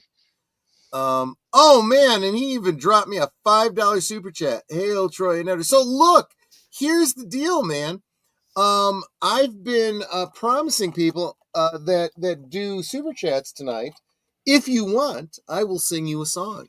I am requesting, although I am not holding anyone to this, David Bowie, Shirley Bassey, and Elvis Presley all share a birthday with me. So if there's a song by one of those three that you'd like me to sing, that would be my first option. But at this point, I'll kind of take anything. If you want to hear me sing a song, I am willing to do that. There you go. And let's see.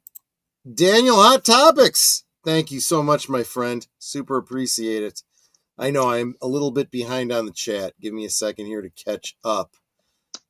Saying hi to each other. Oh, Troy. Do sing on my channel any song by David Bowie for sure. Oh, let me practice. He's not really in my range. Elvis is more in my range than David Bowie, but I will work on it. Absolutely. But let's see. I'm going to head out. You gotta head out. Yep, I understand. Best Chicagoan I know on the show. Very typo, but you get the point. I get what you're saying. Yes, absolutely. Thank you, my friend. Super appreciate you stopping by. Take care. It was fun having you on the last one. Yeah. That was fun. I'm glad I was able to make it. You take care, my friend. Hey, back to video making. See you guys later. Happy birthday, Troy. Have a good night. Have a good one. David Bowie. Okay, let me look in. I don't think I know this one. You don't? Oh, damn. This is from Labyrinth, which I have not yet seen. Gary,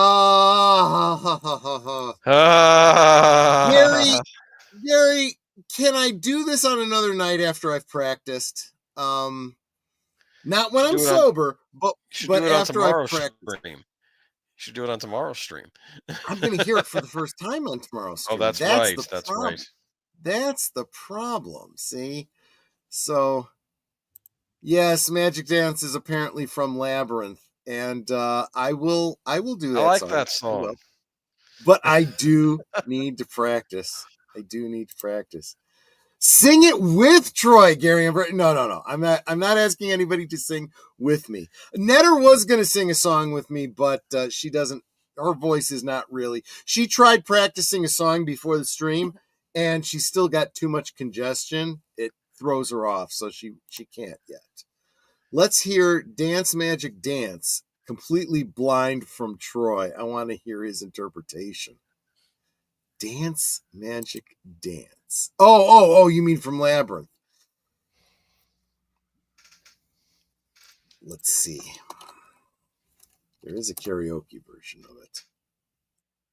I would literally have to do it blind, though. Give me a second. Let me listen to it. Let me hear the music.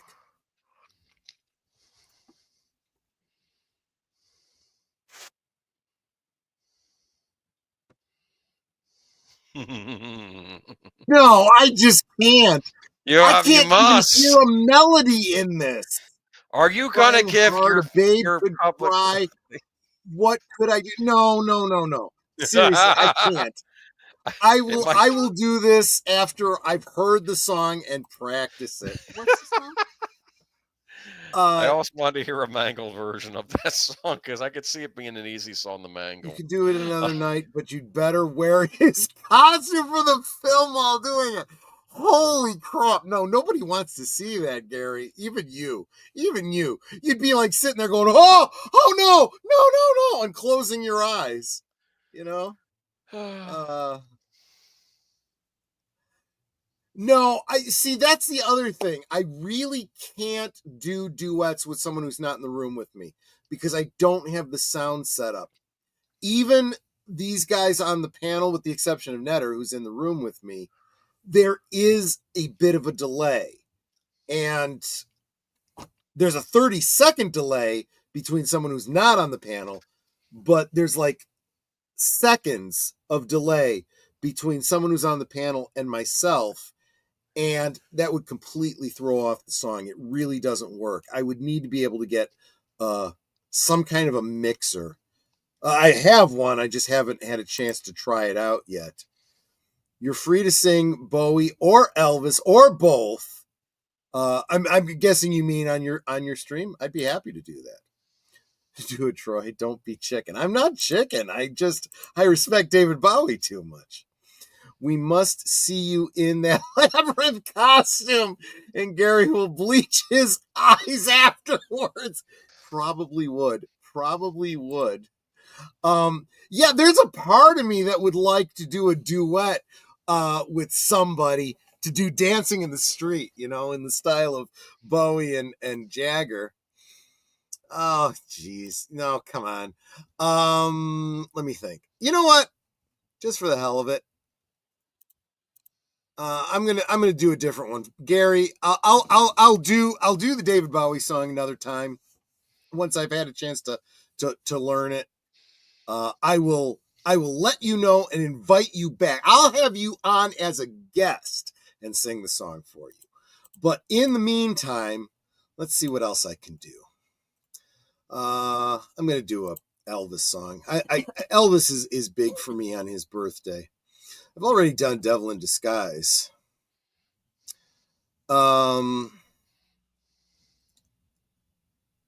Me Tender. You want Love Me Tender? Okay, well, guys, look, I said anyone who buys me a drink, Netter's bought me all my drinks since I was first legally able to drink. So I bought you your first drink. She bought me my first. She got me drunk the first time, so I really do need to do that. Either that or teddy bear. Nope, Love Me Tender. It was the first one you said. That's the one I'm going to do. I'm going to take you guys out. I'm going to sing that song for Netter.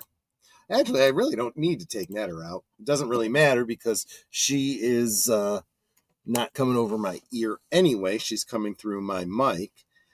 And bear with me while I bring the song up.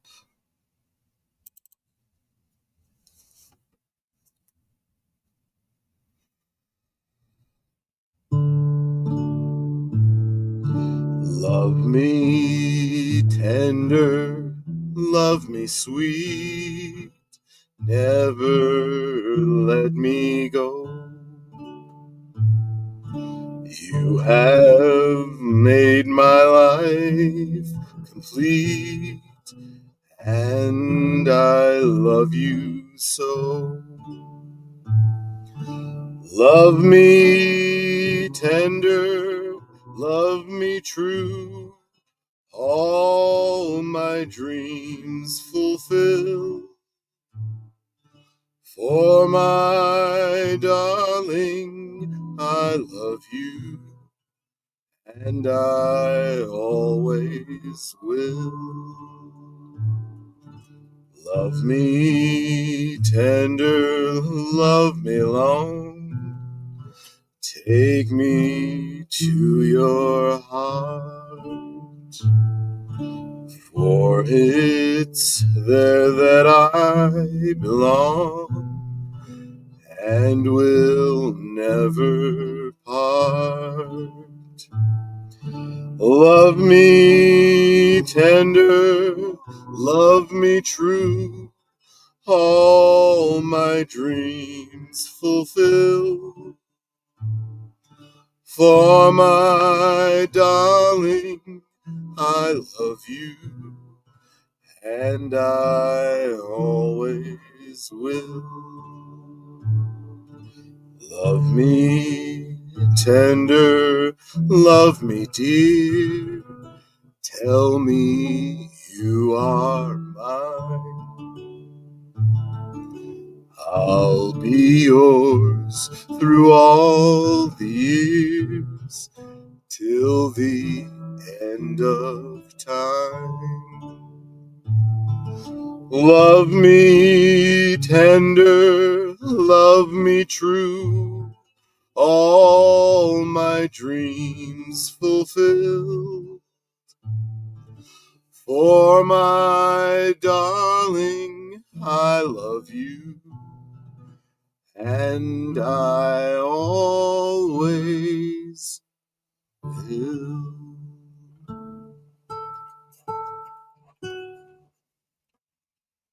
There you go. Maybe one of my better Elvis Presley songs, I think. Absolutely. Get you guys back in here. Sorry to keep you waiting. That was rather nice. No idea you were such a fan of the holiday special. Yes. Oh, have I not mentioned that to you, Gary Ambrosia? I do a holiday special rewatch every year. I usually have a special guest each year, and I usually do a giveaway of a number of DVD copies of the holiday special. I have an upscaled version of the original Huio, straight edit. It's the best quality version you can get. Can't remember if it has commercials in it or not. I have a really cool edit called the Thank the Maker edit. It's almost impossible to find online now, but a YouTuber named Thank the Maker did an edit of the holiday special, added some scenes, changed some scenes, definitely took out some scenes. It made it much more enjoyable to watch. It's the one we're watching most years when I do the watch party. and I do a third disc that's got a bunch of like DVD extras on it, little holiday related Star Wars stuff that's been done over the years. And then I've got all of these what do you call it? Custom figures that I've done over the years. If you have to end the stream suddenly after finishing this song, we'll understand. No, we're good. 30 years of marriage, we can choose our times. Absolutely. Thank you so much, Charlotte. Yeah, absolutely. Let's see. Yeah, B. Arthur rules. Yeah. So originally I was going to do a custom figure of Akmina, B. Arthur's character from the holiday special, based on a Super 7 Golden Girls figure, until I realized not only was it no longer available, but it was like freaking crazy expensive on the secondary market. I'm like, I'm not going to spend that kind of money to just destroy the figure. Then I saw, somebody, I think it was Funky McClunky, was doing a 3D print of it. And I'm like, I'll just go with that. That's what I'll do it. Yes, Tim Hayes got the 3-disc copy in a mailer. Was that just this year? Or had you gotten it a previous? No, I think that was this year. Cool. Yeah. Tim Hayes. Yeah, I just sent it to him. Yep, he got it. He got his. So good. So yeah, I'm kind of crazy that way. But yes, I will. I promise you do that the David Bowie song from Labyrinth. But I will see it for the first time tomorrow night, or depending on what side of the date line you're on, later tonight, over on Deleted Scenes on Big Al Presents. I'll see the movie for the first time, and then I'll practice the song, and I will definitely have Gary Ambrosia back on the channel. Well, not back. He was on Netter's channel, but I'll have him on my channel in the new year, and I will sing that song for you. Absolutely. But gosh, I'm kind of surprised. I'm looking up and I see, I don't know if this is accurate or not, but it says there's still 30 of you out there. The fact that I haven't driven you all off with my singing, I think, is amazing. So I super, super appreciate that. But Tim Hayes says he just got it today. Okay, fair enough. Good. Yeah, because they went out on Monday? They went out on Monday, yeah. Yeah. Well, yeah, and then for whatever reason, yesterday there was no mail, which I don't understand. So, okay, former President Carter passed, right? Uh-huh. So, Biden decided to make it a day of mourning. Okay, that's fine. Flag was at half mast. That's respectful. But for whatever reason, they decided the mail should not be delivered yesterday. No other businesses or entities closed at all, except the U.S. mail. I don't understand that. No. I can't speak to that stuff too much because I'm a contractor and I don't get holidays, so screw it. People still have to work. I don't care what the holiday is. But so yeah. Where are we at? We are. Oh wow, we're coming up on 11. That's 12 o'clock Age of Boomers time. So that means you're not going to be with us much longer. No, I will sadly not be with you. Totally understand. I was hoping that Michael French was going to be able to make it because I wanted to. I had a whole shtick planned. I want his thoughts on the Jurassic Park game for the Super Nintendo. He didn't bring that one up on his video, the movie to game thing. We will have him on, I'm guessing probably, if not later this month, then probably next month for a James Bond stream. Yes, we got to do the second part. I got to figure out where we left off. But yeah, I think we were halfway through it. I was going to ask you. I may have to go back and rewatch it. I'll probably go back and rewatch it myself too. I remember he was like, "Are we doing all of them?" And I was like, "Well, we can stop here and pick up the S." I don't know if we ended with Roger Moore. Maybe we were close to the end with Roger Moore. I don't remember. Yeah. I don't. Did we finish up all of Roger Moore? We might have. I don't remember. I have to go back and check. Yeah. I know he's a big. I can't remember if he's a Brosnan fan or a Dalton fan. Dalton. But oh gosh. All right. Here's the weird thing with me and Dalton. The Dalton movie I love I like is License to Kill more than the Living Daylights, but everyone thinks I'm nuts because I guess License to Kill is not considered a good Bond movie. Yeah. But I enjoyed it. But what it does is it almost takes a lot of the 80s action hero stuff and puts it into a Bond movie, which is kind of interesting. But anyway, some people hate it, so I don't know. But I'll get into it when we get into it. Golden Years. What is Robert Davi's the villain in that one? You know him? No. Okay. Well, anyway, he's an actor. I'm just saying. Golden Years by David Bowie. I do not know this one. Yeah, I really shouldn't have put myself out there with David Bowie because I don't know many of his songs. I'll tell you what. I will revisit this in a future time. And Gary sent you a DM, Netter, so check that out. Sorry, who did? Gary. Oh, okay. Probably, I'm guessing X, because I think that's where you're linked up with him. But,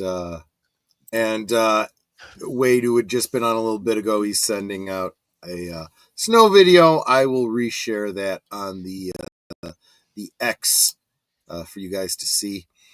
And cool beans. Yeah. So, what do we got coming up, Age of Boomer? We got for me. Yeah. So on Sunday we'll be doing Geeky Geezers. We got a lot to talk about, including unfortunately a lot of these fires out in California destroying a lot of homes, including many celebrity homes. Also we'll be talking about Switch rumors to a point. The internet's abuzz with all the Switch 2, Nintendo Switch 2 nonsense. But I'm trying to think what else we have planned. But I'm sure we have good stuff. But a lot of it's big deal. You know what, though? I don't care about the Switch. I got this. I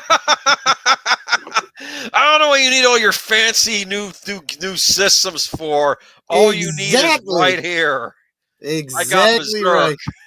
Berserk is on that. Oh, Berserk! I was playing Berserk and I was like totally forgetting how it went. I forgot that the little happy face comes out and you can't kill it. You have no choice. You got to run from it. Well, I'm sure there are PDFs of the instructions online somewhere.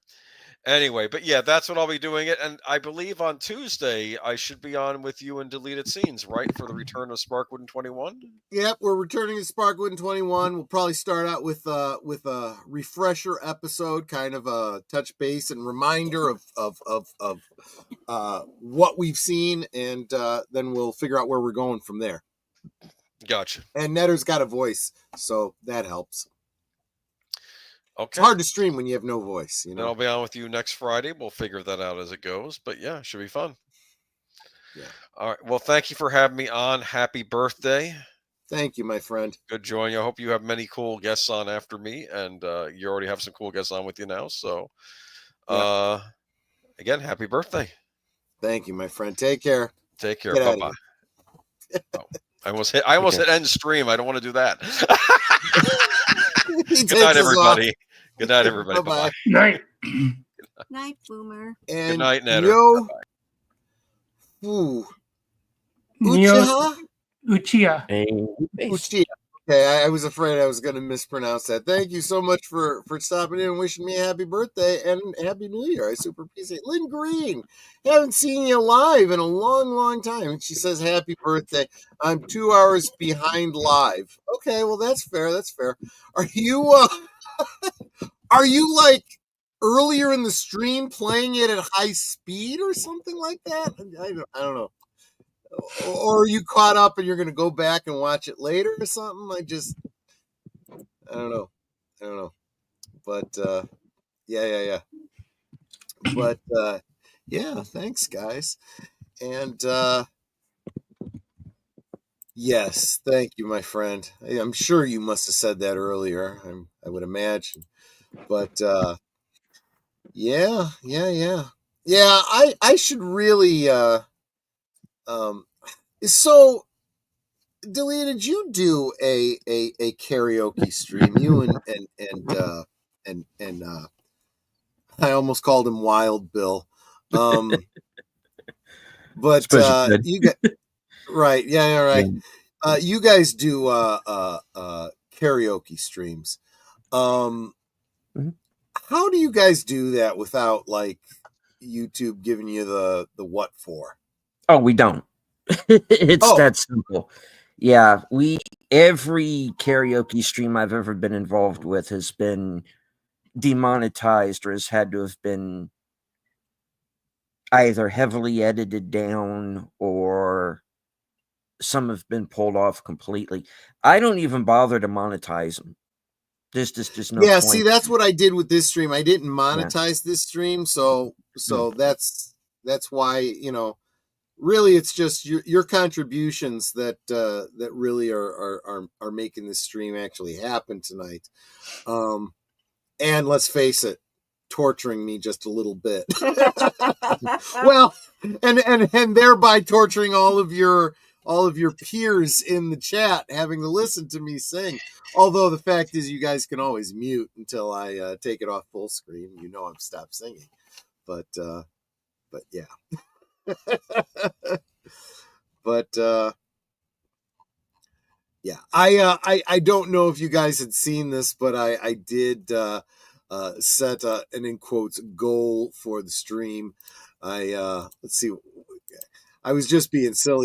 It was absolutely ridiculous, and there was no way it was going to happen. I said, if I get 50 super chats in general from the group, and I had set an hour goal, so in the next 30 minutes now, I would sing "I Am Woman" by Helen Reddy, but because I figured, you know, 50 super chats, that could be $1 a piece, you know. Well, should it be 54 because that's how old you are? I don't even. We're not going to hit 50, let alone 54. But you know. Okay, you just got paid. I could put $50 in there. No. What good would that do? All you'd be doing is giving money to YouTube. I got to get back to work. Yes, you go work. I super appreciate you, Gary. I will get a DM out to you and see if we can't get you on here on a Friday night, just so I can sing for you. Okay, you absolutely deserve. You deserve to be tortured that way. Oh, and here we got, demonetization compensation. Thank you so much, JPRPH1. I wasn't saying that, stump for money or anything. I was just kind of sharing the whole behind the scenes thing about how this goes. But now I'm kind of curious. Let me go to my dashboard and see if they haven't taken me down. That happened to Paulie on several of his streams. That's when he kind of like, screw it, I'm not doing this anymore. So if I go to my videos, dashboard, no, I was right in the first place. I need to be on my videos. Content. Live. Well, it's not saying anything in particular, but it probably will, later on. I don't know. We'll see what happens. But then again, they're probably not watching me too closely because I didn't monetize the stream. So maybe that gives me some temporary cover. We'll see. Perhaps. Oh, I'm sorry, Lester. You should just jump in, and you're here on the panel. Just talk, when it would, yeah, no, I get you. Absolutely. That's easy for you to say. Good. But, yeah. So the other song that I was really expecting to sing, because I was actually waiting on, I tried holding off on the James Bond songs until possibly Retroblasting got here, but I don't think he's going to be able to make it tonight. So what I'm thinking is, well, we've also lost We've also lost Boomer. But I could do another Shirley Bassey song. Let's see. Where is it? Here it is. She did a couple of Bond songs. Just a second. I'm going to do another one right now. Gotta take you guys out again. Sorry. Just because if you say anything or any sound comes over, it echoes when I go open mic. So give me a second here.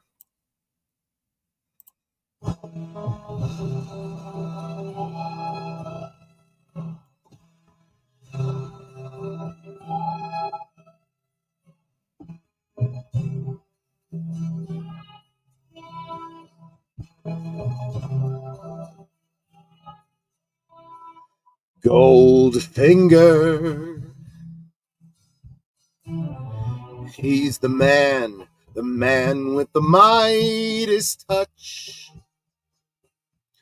a spider's touch, such a cold finger beckons you to enter his web of sin, but don't go in. Golden words he will pour in your ear, but his lies can't disguise what you fear. For a golden girl knows when he's kissed her, it's the kiss of death from Mr. Goldfinger. Pretty girl, beware of his heart of gold. This heart is cold. Golden words he will pour in your ear, but his lies can't disguise what you fear. For a golden girl knows when he's kissed her, it's the kiss of death from Mr. Goldfinger. Pretty girl, beware of his heart of gold. This heart is cold. He loves only gold. He loves only gold. Only gold. He loves only gold. Only gold. He loves gold.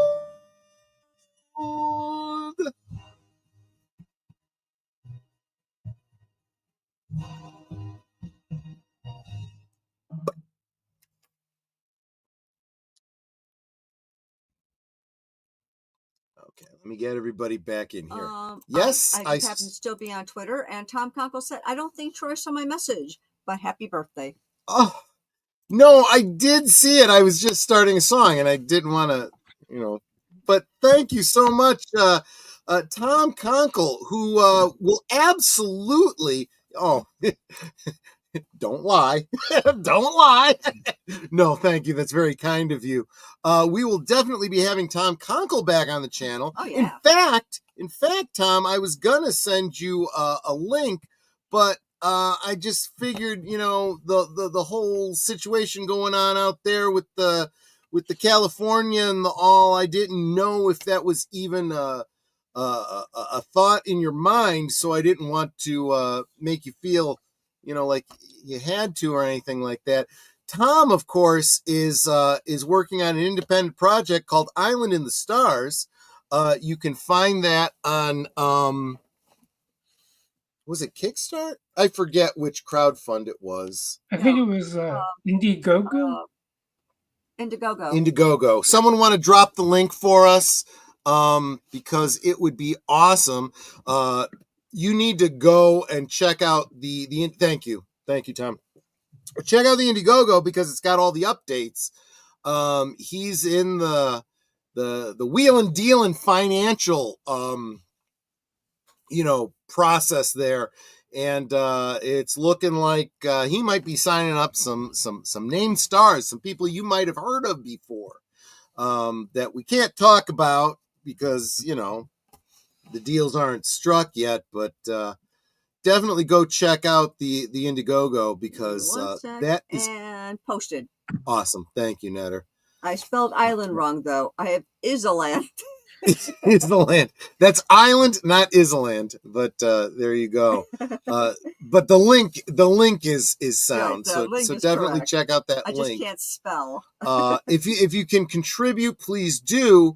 But even if you can't, go check it out and see what's going on with that. It's very, very exciting. I'm pretty fired up. Netter and I have contributed to several tiers. Because which ones we wanted. Yeah. There are some amazing things that you can get, or depending on what you are contributing.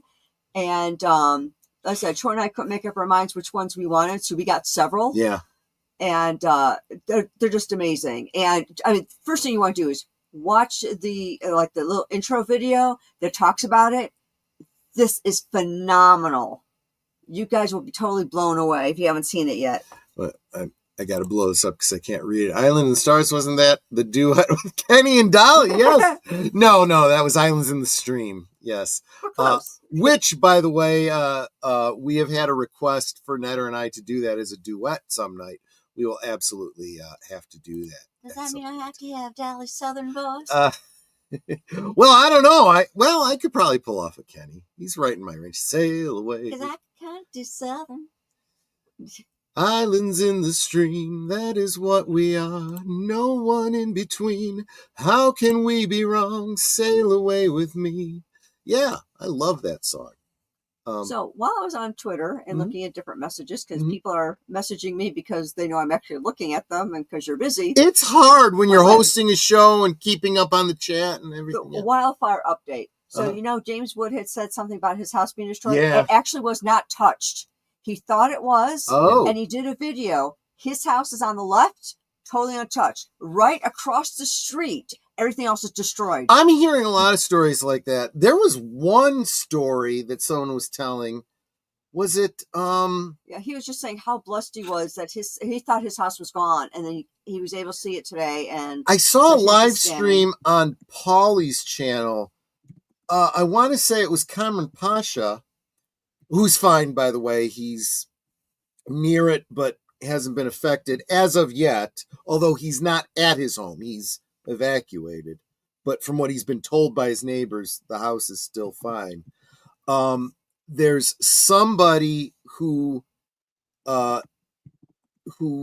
he had rented an apartment from or a building from or whatever, and the house was built to be fire retardant and had this system on the outside in case something like that happened, and it looks like it's doing okay when some of the houses around it haven't. So it's really interesting. No, somebody else's house who actually did burn down, and it's getting mixed comments on it.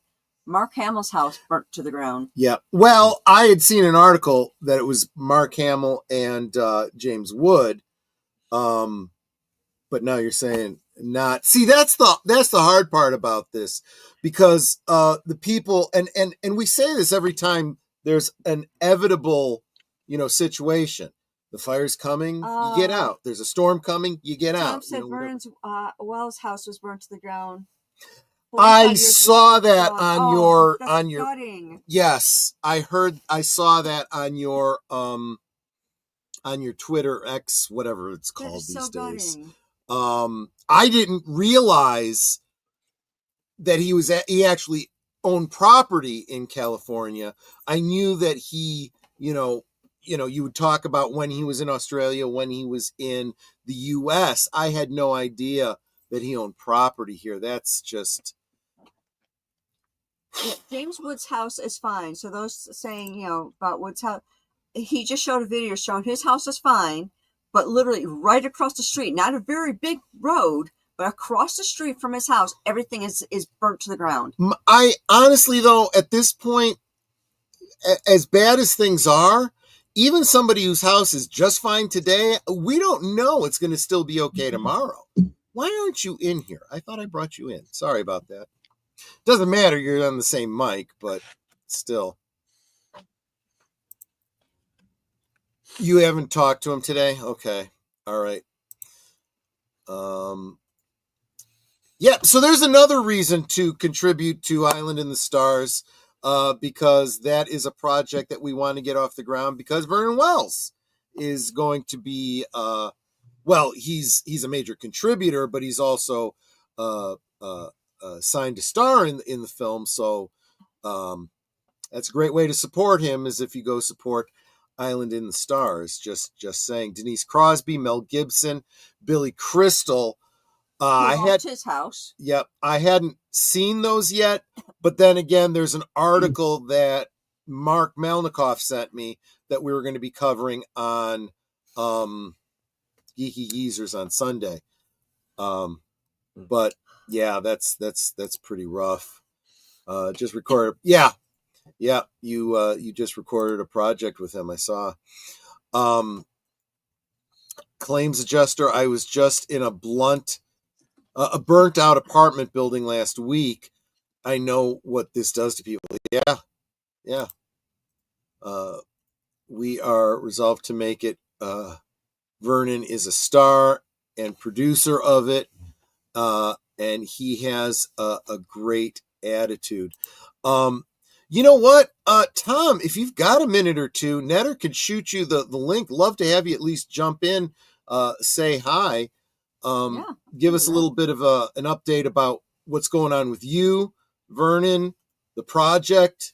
You know, like I said, I was going to send you one earlier today, but I thought that, you were kind of tied up with all the stuff going on. Oh yeah, I met Denise Crosby too. Nice woman. I mean, that was 35 years ago or something like that. I mean, that was a long time ago. Okay, Tom, I just sent it to you on Twitter. If you don't feel obligated, if you can, great. If you can't, I understand. But yeah. I want to see Island in the Stars. I really do. There's a bit of a steampunk vibe to it, which Netter and I have a real place in our hearts for it. The steampunk community is kind of falling apart as far as the cons go and whatnot. I was just looking last night at there is a steampunk convention in like 3 months that's literally down the street from us at a hotel that's on a main thoroughfare just one town over from us. We literally could drive there for a day trip. But I was looking at the pictures from the last 3 years, and I'm like, this is not a huge turnout, and we didn't even know most of the people in the community anymore. It was just killer. Here's the man of the hour, Tom Conkle. How are you doing, my friend? Hey, how are you? Yeah, it's been crazy. How close are you to the incidents? Yeah, well, it's we thought we were going to start a great year. My son was visiting from university. He goes to the University of Hawaii, and this week we were going to do some stuff, and I got a weird warning. My phone went off on Monday night, and it said life-threatening winds, and I was like, well, that's strange, So I texted my wife because I just got this weird message, like move the umbrella, because I'm thinking, just like some wind is going to take it out or whatever. Yeah. Well, this thing hits, and the first thing that goes through my mind, I see Pacific Palisades are burning. So I pick up my Google map, and where Vernon lives was right ground zero where it was. And I know, he's older. He's got all this memorabilia. He had stuff from Commando. He had his original Mad Max, all that stuff. They gave him so little warning. He left with the shirt on his back and his dog and his wife. That's it. And they lost everything. So then my agent called, and she lost her house. And so it's just been one thing after another this week. The fires are only about 30% contained. There's now 6 fires. They're all around me. When I go outside, the sky is just blood red with smoke. Yeah. It smells like I'm in a fireplace. So it's been really just unnerving because it's now officially the worst fire disaster in the history of Los Angeles. 10,000 buildings now have burned. So, there's going to be a mass exodus because I don't know where all these people are going to live, which is going to affect the business because I think some stars are going to be like, you know what? Not worth it. I can buy a house, bigger house in Texas, or I can buy a house in Vegas or whatever. So, I was talking with some people around here, and we were just talking about the situation. I'm like, if this happened in Illinois, and there's a similar exodus situation that's been happening in California, that's been happening in Illinois, where people were just moving out anyway because of things like taxes, price of living, all other kinds of issues, government problems, everything. Yeah.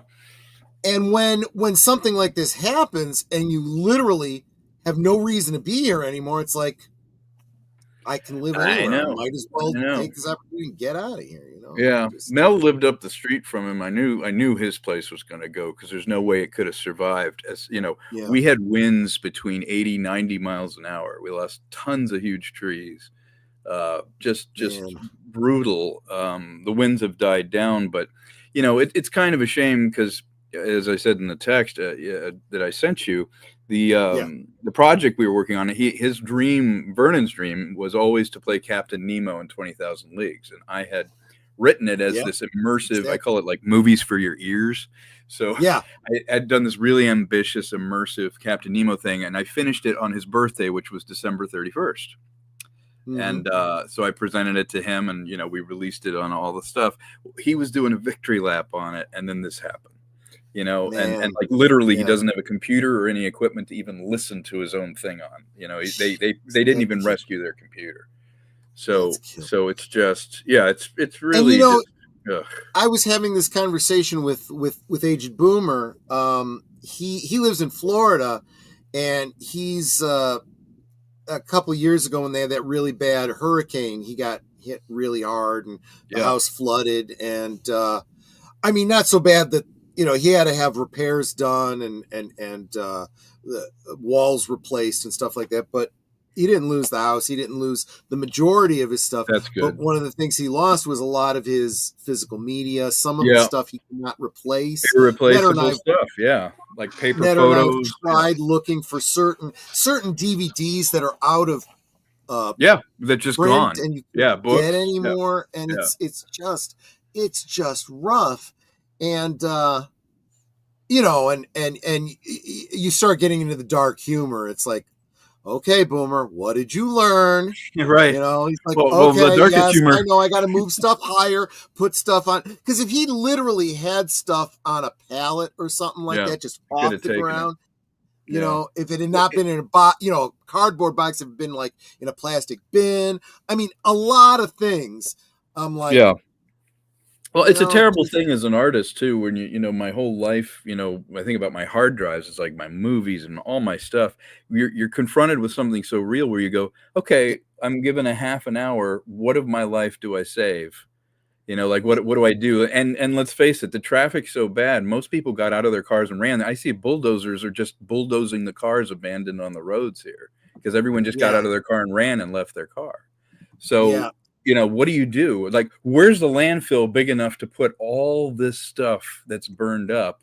There are thousands of cars sitting abandoned and burned. There are all these homes. Nobody has gas. Nobody has electricity. And it's still raging down in my other friend, Michael, just got evacuated down near Woodland Hills, which is, I think, the Kenneth Fire, which is just spreading like crazy because there's still 50-mile-an-hour gusts of wind. Yeah. So I was confronted when the emergency thing went off on my phone. I went, what would you save? Like, what do you, obviously the people, obviously your pets, but then the rest is like, well, you're never going to see it again. So what do? Rip the pictures down?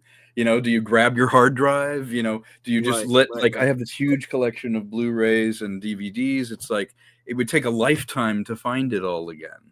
Something else I realized, and this is just, disaster planning, even if you're counting on your insurance to cover stuff. Yeah. Do you have a good inventory of everything you own? You know what I'm saying? How do you go to your insurance company and say, you know, I had all of these action figures, you know, and they were worth this much, unless you have some sort of proof that you own them, pictures, a catalog, something. Most people don't have that. They just have the things they have. Yeah. If anything happens to them, yep. Nice story, bro. You know? Exactly. Well, you know what, Troy? The gift of your happy birthday thing is as anybody sees this now or when they see it on YouTube, take your camera on your phone and walk through your house and do a continuous video that would be of a good everything point. Yeah, you've got, because I never thought I would receive something where it's like you have to get out in 30 minutes or your house is gone kind of thing. I never thought I'd see that coming through. The fact is, Netter and I have talked about that, and we are prepared. Yeah. And when I say prepared, I mean life and death, right? We have bug out bags. We know what we would grab. We're already ready to go. We actually have stuff, you know, like we have a case that we could throw in the back of the car. If we got to leave the car, we have backpacks. We have, you know, that's smart. And you're ahead of everybody. Yeah. Most people don't even know what they're going to do. Still going to lose, you know. You're going to lose most of your stuff. Sum up the value of what we have in the house, you know. Yeah. It's just, or memories. That's irreplaceable. For example, Vernon's wife is Japanese, and her mom gave her some kimonos that were over 100 years old that they had framed in glass in their hallway. They're gone. Yeah. Or pictures of Vernon as a child he had just found a couple years ago. They burned up, and there's no other copies. So, you know, and at his age, you know, you're in your 70s. It's not like you're going to start, you know, buying a new house and work your butt off for 20 years to pay for everything. So you're at the mercy of the, you know. At 70 years old, too, you're not going, I have to go through everything I own, and I got to digitize all my pictures, save them, store them to a you know, cloud storage or something. You know, that's something, if you're young, you start doing it when you have nothing. And as you go. And you're looking at 30 years ahead of you. Your kids, tell your kids, look what happened to, you know, me or our friends or whatever. So when you buy your house, make sure you do this, make sure you do that. Plan this way, plan that way. That's right. Make and sure it's this great is insured advice. and that's insured and stuff. That's great advice. And to his credit, though, he's so resilient. He called me today. It was very sweet because most people have been calling him, like he's doing a convention, I think, tomorrow, actually, to try and raise some money to live on. And his attitude was, you know what, Tom? This is just the universe telling me we got to make Island in the Stars, and I'm getting rid of all my old crap, and I'm gonna start over, and this is our year to make some stuff. And he's like, I'm unburdened, and though I'm sad about all that, his attitude was, let's build something new. Instead of worrying about what he lost. And I thought, wow, what a great and people have been reaching out. He told me a wonderful story. I'm sure you wouldn't mind sharing that he was in a Target and they were buying, you know, basics, underwear, toothpaste, stuff they didn't have. They left with the shirts on their back. This lady behind them goes, "Did you lose your house?" He's like, "Yeah, I got $500 of stuff I got to buy here." She goes, "Well, I work at Target. Let me give you a discount." She runs the numbers. He puts his card in though. It says, remove the card. It isn't taking. He's thinking, oh, crap, I can't pay this. 500 bills. What's wrong with the bank? The lady had paid for all $500 of his underwear and the toiletries. And stuff. And his I've wife. been hearing a lot of great stories like that. And that gives me some hope. And Paulie and Cameron were talking about this earlier today, and they were saying, you know, in a way, it's almost like it's what the country needs. Start coming together and start, you know, Cameron was saying that people that, you know, like have been, you know, completely turning their back on him because you said something political I didn't like are reaching out to him. Are you okay? Is everything, you know? It's like, it's nice to see, isn't it? Yeah. People starting to get their heads out of their bums, you know, and realize we're all humans, and that the political differences should be listened to and tolerated, and shouldn't dictate how you treat someone as a human. I know I've shared this with you before, Tom, but it's like I have all my life had good friends on, I guess you'd say both sides, but there's really more than two sides when it comes to politics. On all sides of politics, right? And we always used to be able to get along, disagree vehemently about then shake hands and have a pizza. Yeah. But but go, okay, I'm tired of this. Let's just Right. You're an idiot about this, but which of us is buying the beer? That is the way it used to be. Or the other possibility, I know this is gonna shock a lot of people, but sometimes you listen and you go, never thought about it that way before. Yeah, you might have a Tell point. me more. You know, Right. Maybe you change my. I mean, there's a guy, I see his chats right now, so I know he's still here. Who was let's just say on the farther end of the other side of the spectrum from me at one time. Sure. Yeah. And has really, really come around to the point where he's always sending me emails saying Troy was right. What was Troy right about? And he'll send me some news article. And it's like, that's a beautiful thing, though, that we can dude, listen to each other. I'm 54 years old this week. I've lived half a century. I've lived long enough to see things starting to repeat. You start to recognize patterns. That's not ideology. That's just observing. That's common things. sense. Yeah. That's observing things. Yeah, But, I agree. And happy birthday, by the way. That's fantastic. You made another orbit around the sun, and I think this other thing made me just realize we're just lucky. I mean, this kind of stuff can happen out of the blue, and it can be the worst thing. I was completely unrelated to this. About a year ago, I was talking to Netter about this. I'm going to try not to get emotional here. So, whenever my mom comes into town, one of the things she wants to do is go to the cemetery, visit the graves and whatnot. And sometimes she'll give me a call from out of state and say, can you go to the cemetery, put some flowers by so-and-so and so-and-so for this, that, and the other? And sure, I will. And so, for the most part, Netter knows, who these people are and how they're related to me. But around the corner from where my grandmother and grandfather are buried, there's some cousins. And she's like, okay, explain the family tree to me. How are they? And I explain it. And she's like, this girl, Kimmy, she died really young. She was like 8 years old. And it's Kimmy's there. Her mother just passed not too long ago. She had dementia. Her grandparents died right around the time that she did. Yeah. And so I had to tell her the story of my family, that part of my family, the cousins, extended family, owned a marina on Charles Mill Lake in Ohio. And it was the weekend, and it was early in the morning, and the kids, like I said, like 7 and 8 years old, got up and tried starting a fire in the fireplace in the basement, and it got out of hand and it caught the carpet, and the whole basement was wood paneling, so all of that went up, and they were trying to get out, and Laura, the younger of the two, was able to get up the stairs and out. Kimmy didn't make it. Smoke inhalation. Oh, no. My uncle, who worked there, he was in his 20s, 30s at the time. Right. Yeah, late 20s, early 30s. He ran in after her, and the firemen were trying to hold him back. He threw 3 big guys off of him to run into the fire, to go downstairs, and he carried Kimmy out. The bottoms of his feet were completely burned. Oh, wow. Terrible 3rd-degree burns. And her hands and feet were burned, but otherwise, she looked like she could have been just fine, but it was smoke inhalation. Smoke inhalation and is a nasty the thing. entire business, the whole marina went up. I don't even want to get into connected to the living quarters was the shop where they worked on the outboard motors, gasoline, all that kind of stuff.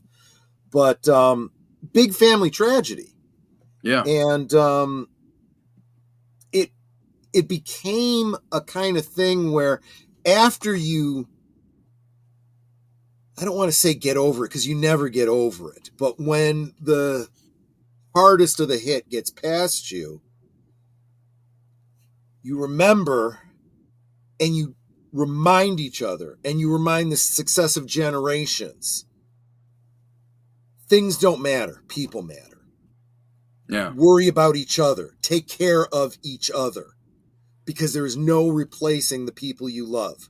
The pictures, the mementos, even the valuable stuff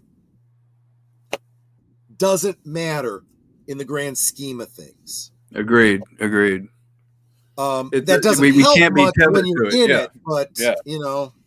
Yeah, you are tethered to it, and they are important. But yes, they can't define you too. Yeah, and I think this is especially important for the younger generation now to learn, because I'm seeing more and more, and I think everybody here has seen this. A lot of people with their eyes in their phone, right? When the world is going on around them. And then when something big happens in front of them, some great event or something, they're filming it.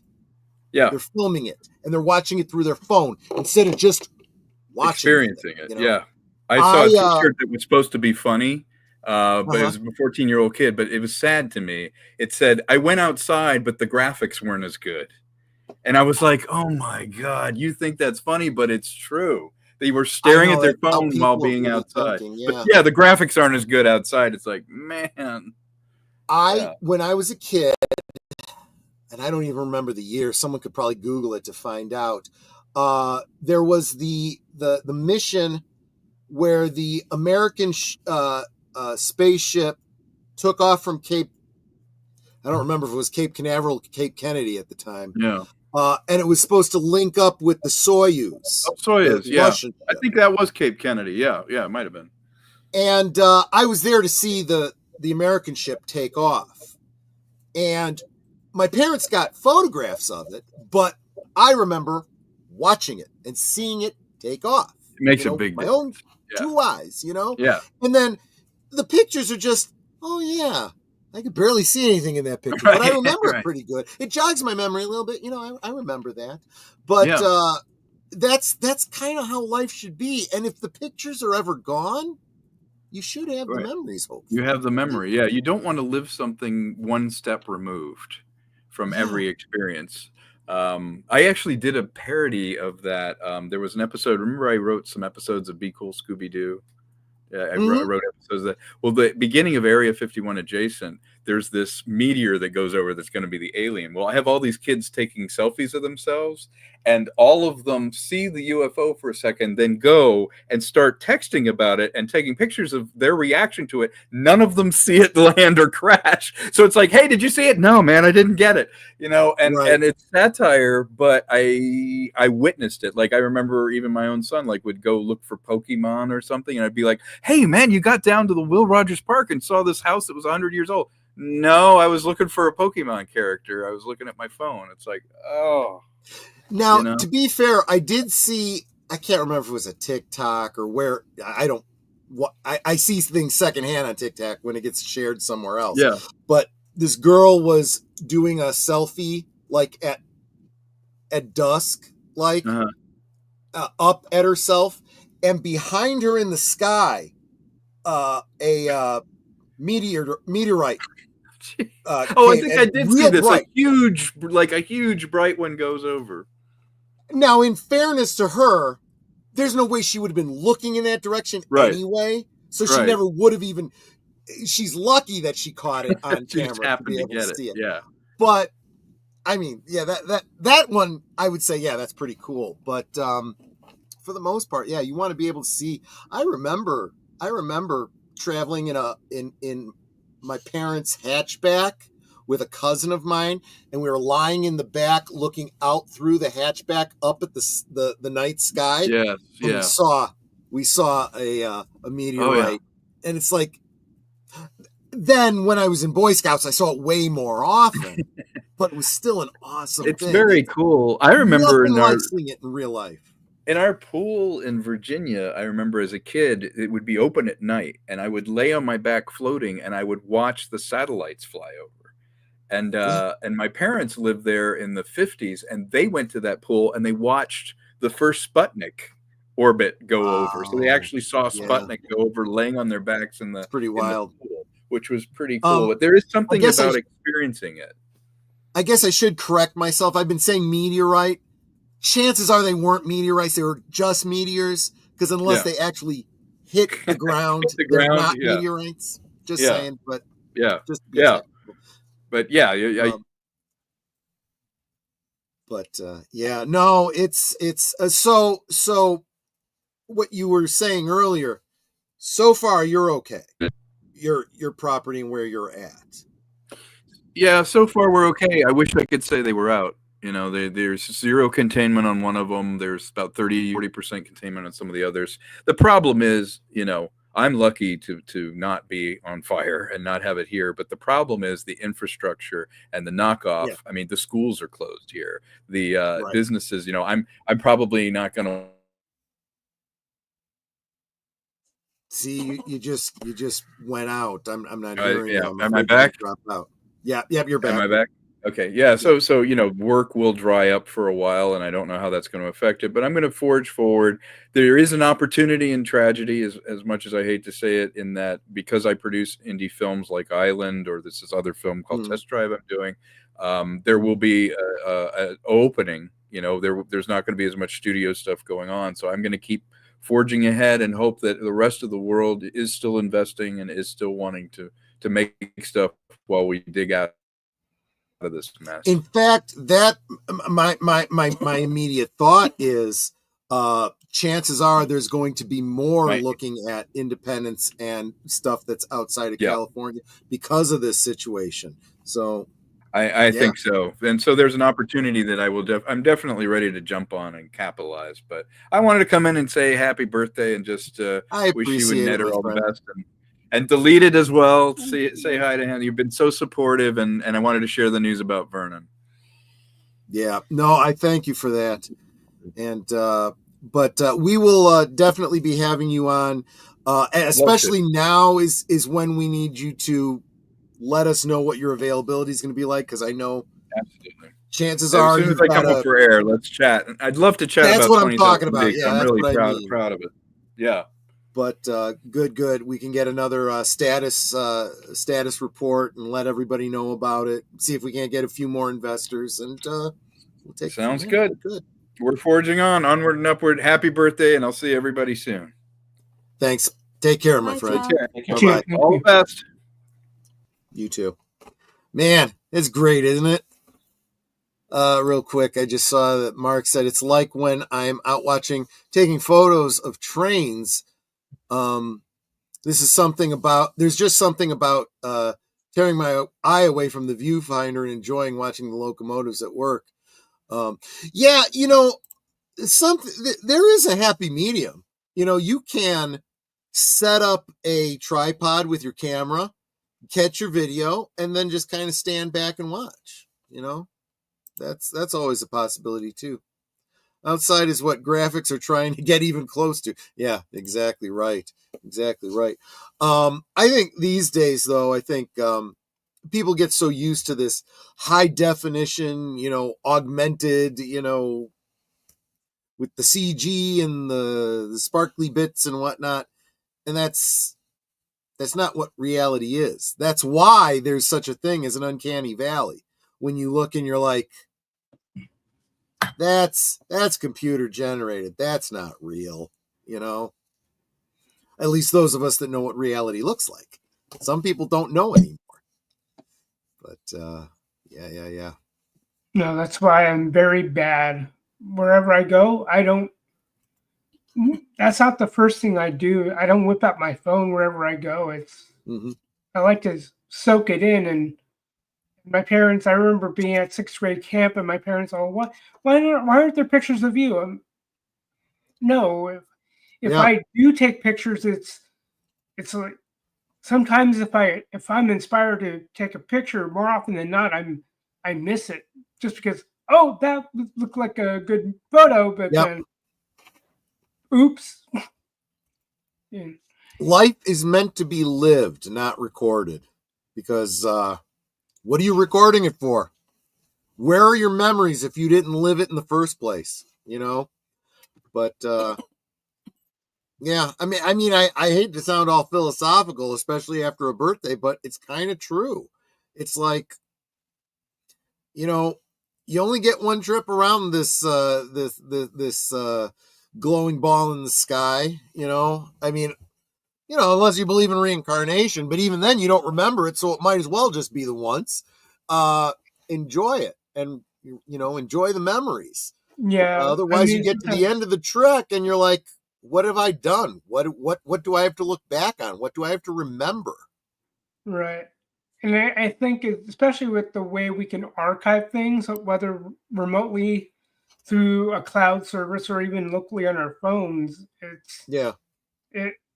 you kind of lose certain faculties. Like everyone's taking for granted the ability to remember stuff.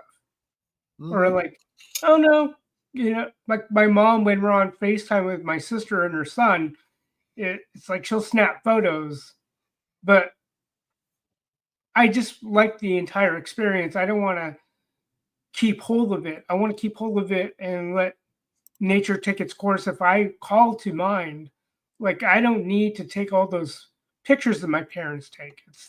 Especially, I don't know. Maybe it's a blessing and a curse that I have such a deep memory, but in some ways, I'm more thankful for having that than not having that deep of a memory.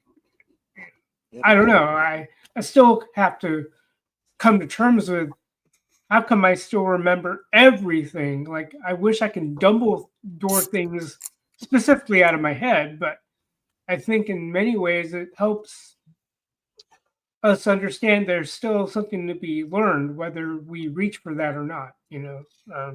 So that's how I look at it. Yeah, I get that. But the other thing too is, I'm sure if I had kids, I'd have more interest in preserving memories and maybe taking pictures that I could pass down, visuals as I tell a story about the past, to share, but not really anyone to share it with. So, Yeah, it was funny. Like I remember when I don't know when the first video camera my parents ever had, but I remember we went through all sorts of iterations. The giant one, and then we got the handy cam, and my mom was all into the recording all of our talent shows we did every Christmas with our family friends, and she finally got around to transcribing them to digital, and she started sharing some of them. It's just hilarious. And I mean, some of that it's good to have, especially if you're kind of deliberately recording stuff. Like when my dad was overseas, my mom would send some of that to him. Well, there's the other thing too. If you can't be there, it's nice to have some, some way to share that and whatnot. But no, yeah, exactly right. But I guess to a certain extent, that's like I say, you get to a birthday, or especially, when you start getting past 50, you start going, start thinking about these things with a little bit more perspicacity, I suppose. But maybe that's just me. No, I think I'm almost at that point where, although I think when Netter did the initial talk with me on her channel, I think I joked about I was about ready to go, like how many years ago? Like I did like everything on my bucket list I've done. Whatever bucket list I had, I didn't have much. Like check the box, and everything else was icing on the cake. More and more icing on the cake. And if I made it another day, I'd be super thankful. But it's like, hey, Lord, I'm ready when you are. Right. But I can't take for granted. Like my mom said when everything went down, she goes, I think God has something for you. I'm like, okay, I can kind of see it too. Whatever that happens to be, I'll take solace in it. Like especially with my niece and nephew. My nephew especially because he's the younger one. He's 3, and that's when they say the darndest things.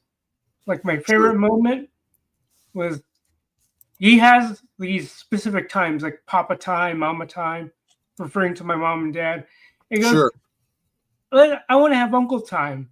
Like, oh, I get my own time. I never thought I would get that. And then That's nice. my dad pops in and goes, no, it's uncle time.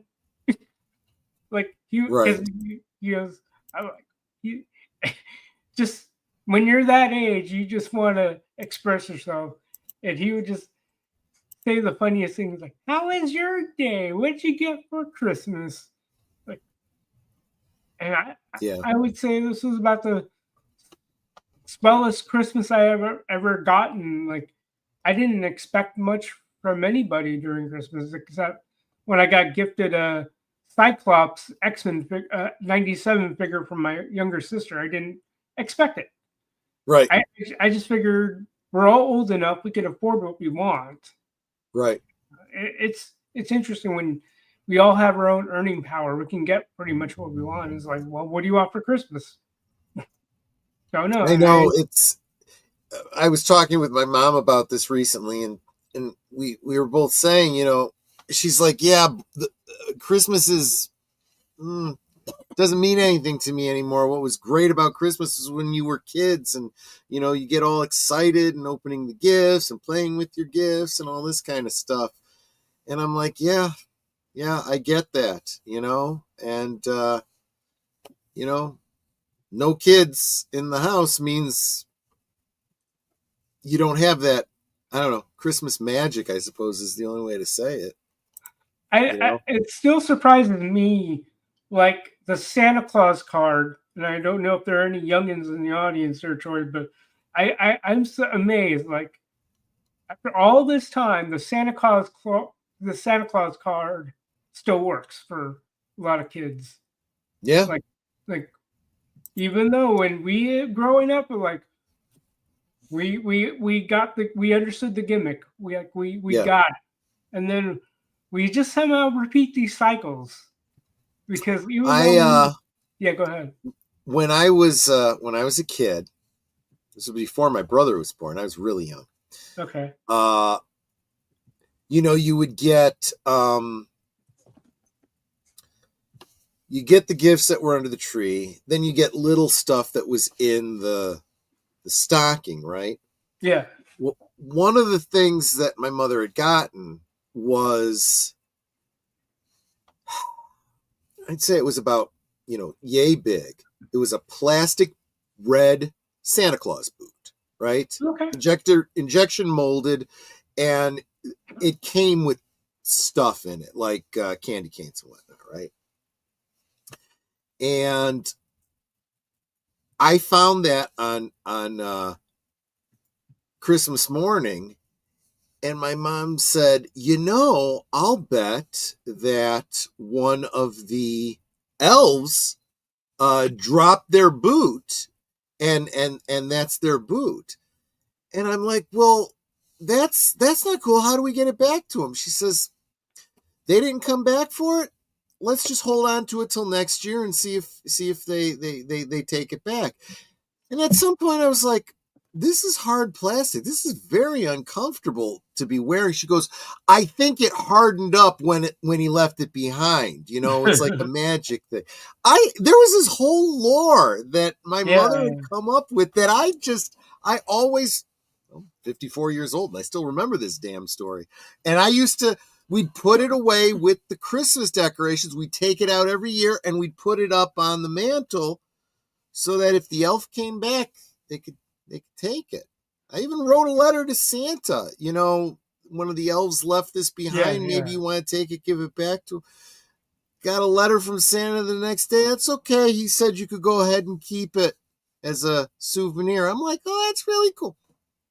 you know, but no.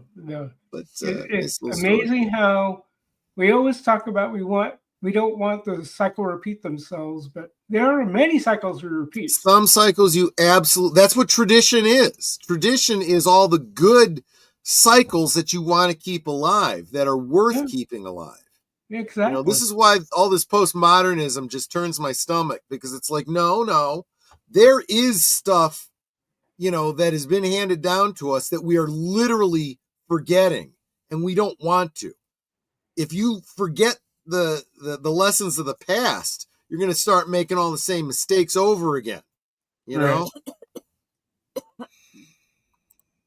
Dad always had us leave out plates of carrots on the front porch for the reindeer. He said he leaves the door unlocked for Santa since we didn't have a fireplace. Yeah. I had, we had a chimney, and my mother explained that we had gas heat, so we didn't have an actual fireplace, but she's like, I don't know, somehow he's able to get in through that chimney. I don't know how he does it. You kind of fudge it with the whole magic concept, but yeah, I did the same thing with the carrots for the reindeer and the cookies for Santa, cookies and milk. And real quick, I want to say hi to DJ Ronnie G. Good to see you, my friend. Howdy, you made man. it. I'm so glad that you did. I was floored. Speaking of Christmas trivia, my work did a trivia game, and I didn't know this. Maybe you might have been aware of it, but I was not. That the whole Rudolph the Red-Nosed Reindeer was, I don't know when they changed it all up, but we were doing a trivia about the reindeer, and I didn't know this, that the names were changed and that the reindeer were actually female. Like, I didn't know this, that the name. Oh, I've heard this. I've heard this so-called fan theory, right? Because it has to do with when male and female reindeer grow their antlers. Antlers are a seasonal thing. They shed their antlers and regrow them. And I don't remember. It's the females that have antlers during the wintertime. Why. And it's like, yeah, but in all of the media, they just treat it like reindeer have antlers all the time. It's like a growing thing. You got little nubs when you're a kid, they get bigger and bigger until you're an adult. So I would argue, you know what? Santa's reindeer are a completely different breed, right? First off, how long do they live? How long have Dasher, Dancer, Prancer, Vixen, Comet, Cupid, Donner, and Blitzen been alive? Yeah. Right? When was a Visit from St. Nicholas published? They have to be that old. Yeah. That's got to be about 100 years right there. Right? Yeah. And Rudolph was it 30s or 40s or something like that? I don't think reindeer actually naturally live that long. Hell, reindeer don't naturally fly. Right. Reindeer don't naturally have glowing red noses. Well, unless there's like a toxic spill up at the North Pole or something like that. But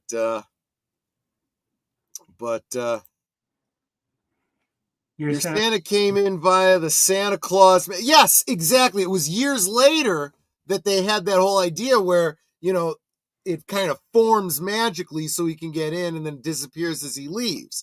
And when I saw that, I'm like, yeah, that's it. That's kind of what I imagined, right? We didn't have a fireplace, so my parents told me Santa had a magic key to get into our apartment. No. See, I've heard this because you can get a Santa skeleton key at Christmas time. At the shops now. Santa's reindeer have magical. Santa's reindeer are magic North Pole reindeer. Yeah, that's my point. Yeah, that's basically what I was getting at. Yeah, solid points. Yeah. Real quick, I want to drop. This was a note that I got from Tom Conkle. He was asking for me to drop this. This is a show that he did with Vernon. Actually, this might be the one that Deleted dropped earlier. I'm not positive, but by all means, go and check that out. No, it's good. I think that's going to be very important because my sister told me, because she worked in entertainment, and she said that even though the strikes ended, the rest of Hollywood still has to play catch up. Yep. That they haven't returned fully, which is why that her choice of jobs is very, very, very limited.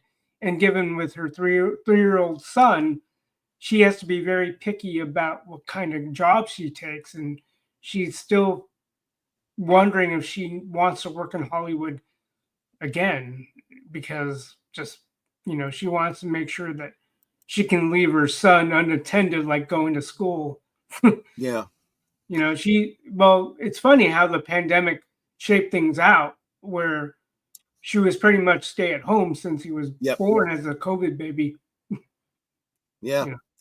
So Mark Daly makes a great point. Vixen is probably female, maybe Cupid, Dancer, and Prancer too. So going with the same lore concept that I was sharing before, I think you have to look at the media that's out there. Right. So we know that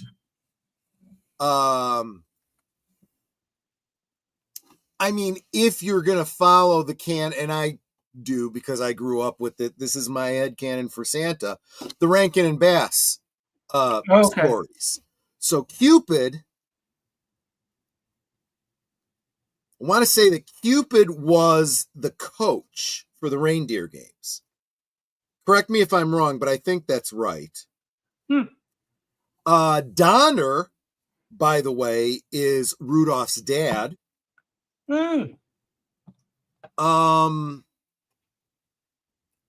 Prancer actually has his own movie. Look it up on IMDb.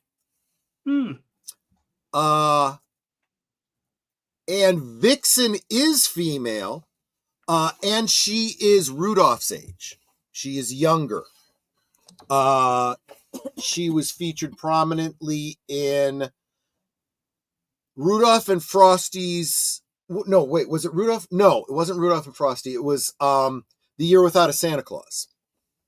She's the one that helps Mrs. Claus get around trying to get illicit help for Santa Claus. So, yeah. And, yeah. I'll probably talk more about this come Christmas time. I love this recent movement of debunking Santa deniers. Just people both protecting the Santa magic for kids on the internet. Yeah. Exactly. And look, I think it's even more than that, Samuel. I think it's also kind of people like me, right? That kind of never gave it up, right? I mean, obviously I don't believe literally in Santa, but I definitely believe that there's this collective unconscious, right? Santa exists because of his impact in the world, because so many people believe in him. And when you start looking at other cultures that maybe don't have Santa Claus, but they have, the Chris Kindle and the, Father Winter and, other similar characters, sometimes not even gift givers on the 25th of December. Some of them in Russia, because of Russian politics and history, their Father Winter or whatever it is, brings gifts on New Year's Eve, accompanied by his granddaughter, who's kind of like Elsa from Frozen, that kind of a character. And so this is the thing that, whenever you see people going, well, how does Santa get all around the world to all the, well, first, how many people believe in Santa and would have Santa come into their house, right? Mostly just the Christian nations, right? The non-Christian nations or the non-Western Christian nations either celebrate on different nights or don't have a concept of Santa, Right.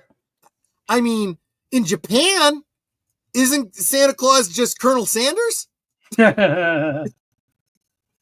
I joke, but kind of, Yeah, Kentucky Fried Chicken is a big deal there. Yeah, it is. Yeah, it is. But, yeah, anyway. But now we're looking forward to what? Easter, right? Right. So we'll probably be doing some watch parties of Here Comes Peter Cottontail and the Easter Bunny's coming to town and whatnot. I got a similar story about being visited by the Easter Bunny. You know, of course, you get up in the morning and the eggs have all, you know, you painted the eggs the days before Easter, but then you leave them out and then the Easter Bunny hides them all and you try to find them. And, you know, sometimes it wasn't an egg you were finding, it was a plastic egg, you know, sitting in the little AstroTurf nest, and there was candy inside and stuff like that. And just like Santa's elf left his shoe behind, the Easter Bunny left a little something extra for me too. Little pellets of brown, which I came to find out later were Raisinets. My mom said it was Easter Bunny poop. Which made my brother sick. He got sick. Oh. Especially when he saw me pop one in my mouth.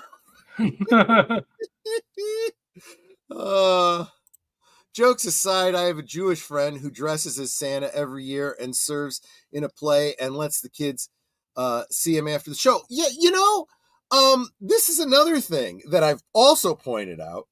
Just because you are not Christian doesn't mean you don't celebrate. I mean, there's plenty of non-religious people that, you know, do the whole Santa thing. It's become a very secular thing. I mean, let's face it. Santa Claus himself is not really a religious character, right? I mean, you go to Europe, Chris Kindle, you know, which is a derivative of the Christ child and everything. Okay, yes, that's true. Saint Nicholas, especially in the Eastern Orthodox and so forth, which we also associate with Santa Claus, but it's not exactly Santa Claus, you know.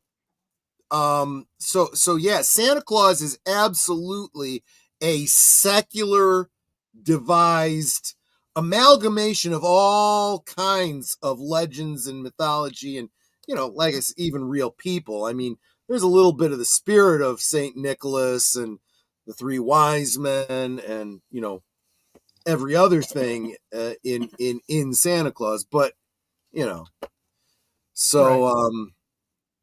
So there's, I always said, you know, and I had just like Ronnie was saying, I had friends growing up who were Jewish. Some of them, their families were very religious and wouldn't let them do anything Christmas related, and others that were much more secular and were like, it's whatever, you know, we do the Hanukkah thing, we do the Christmas thing, it's all good, it's all fun, it's just for having fun, right? When I was a kid, I figured there was more than one. That's why there's one in every department store and why he can get everywhere in one night. Well, here was my whole thing. Why is there one in every department store? I was always told those were Santa's helpers. Those weren't Santa himself. You know, just like Superman had the Superman robot sometimes, right? You know, the same kind of thing. But how does he get around everywhere in one night? Well, first, like I said, he's not going to as many places as people think he is. But number two, remember the magic we were talking about, right? Yeah. He's a chronomancer. He can freeze time, and he can hit as many houses as he wants to in one night. He could take years doing it. You know? Since you're such a fan of Christmas, I should send you photos of my Christmas jigsaw puzzles. I'd be interested in seeing that, Mark. Yeah, absolutely I would. Odin, yes, that's another one that was an influence on Santa. Actually, a big part of it. I'm surprised I didn't think about that. That's absolutely true. A lot of the whole sleigh thing and being pulled by, I don't think it was, he had goats, wasn't it, or something like that? I don't really remember. But, you know, yeah, absolutely. But he was also a gift giver, too. What's this? We celebrate Mark grew up Jewish. We celebrate everything on Christmas. The Hanukkah bunny would visit, who I later found out was my dad at 11, and he tripped over all my Tonka toys and fell at 2 a.m. Well, there you go. The Hanukkah bunny comes at Christmas. That's a new one. I had never heard that. When it comes to the Russian military history, it would be the best black comedy joke ever if it wasn't for the fact that so many people die for dumb reasons. Yeah, I hear you. So Troy, what were common? I don't know if your family made your birthday a spectacle or if you had that growing up where you'd have all these people, and at least in my memory, we would do party games. And I don't know what kind of party games if you did such in your milieu. Like I don't know what it is for Italian Americans in the decades you grew up in, but I just remember doing like the paper plate relay race, taking a spoon and trying to balance an egg on the spoon and transfer it to your teammate. But I don't know what your family did or people within your. So because my birthday was in wintertime, I didn't get to play the games that my grandparents would have had for a birthday. Those would have been lawn games, bocce ball and stuff like that. But I grew up way more secular, less, traditional Italian. So in grade school, we would have the very typical, like, kiddie parties, right? Invite a bunch of people over, have hot dogs and potato chips and ice cream and cake, and we would play the typical party games, like literally, I kid you not, pin the tail on the donkey and stuff like that. But and that was until I was I don't know, 5th or 6th grade. Then about that age is when we'd start going, we'd still have the same kids for parties, but we would start going out of the house. So we'd go to Showbiz and Chuck E. Cheese and, those kind of places, arcades with the catered pizza and, ice cream cake and stuff like that. And then by the time I got to high school, it was up to me if I wanted to get my friends together and do something and go out somewhere and do something for my birthday. Honestly, it usually involved going to the movies, to be honest with you. Nice. That was a big deal for me when I was in high school.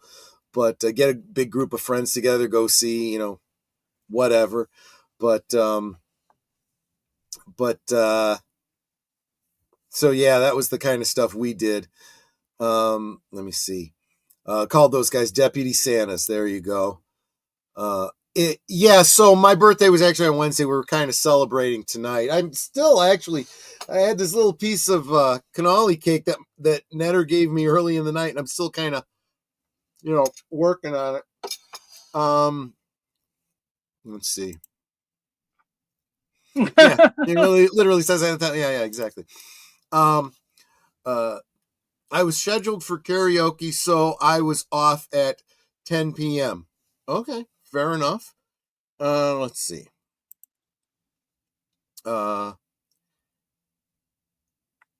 Troy, and for the history of Russian military, it only gets worse. Yeah, no, I know a lot of that Russian history. Maybe in broad strokes, not in a lot of details. But thank you so much, Darkwoods. I super appreciate that.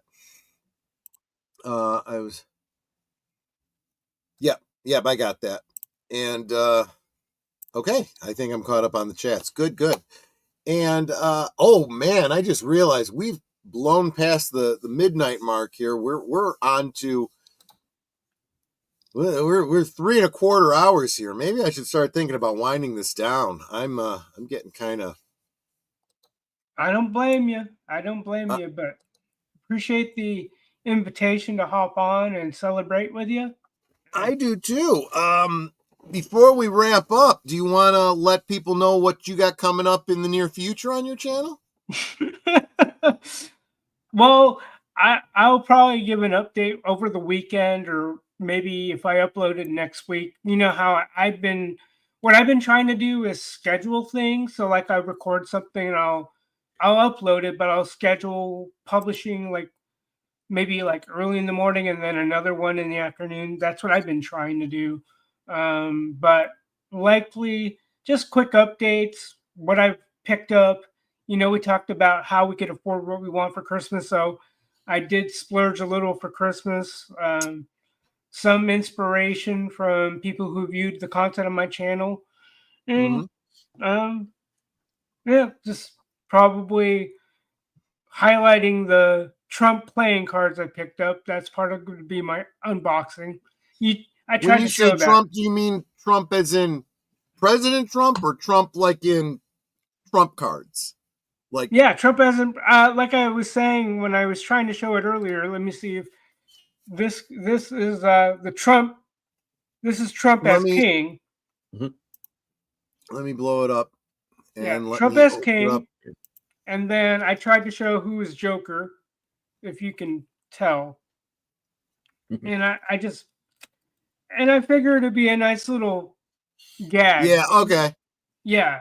So I got that, and then the COVID shot was one, but then I got the mug shot, which is Trump. I got the Trump stuff because he's the only person, I think, I don't know if he's lampoonable or what, but I just think it was easy to make fun of him. And I'm sure it's easy to make fun of Biden, but I think I made a comment some streams ago that everyone's afraid to make fun of each other. Like, everyone's afraid to make jokes, I think, is what it is. You know, it's weird. And now you can unbigly me now. Yeah, I'll unbigify you. Yeah, there we go. But anyway, yeah. But the reason I had to clarify with that is because, you know, there's a series of card games called Top Trumps. And this is well, I know they're real big in the UK.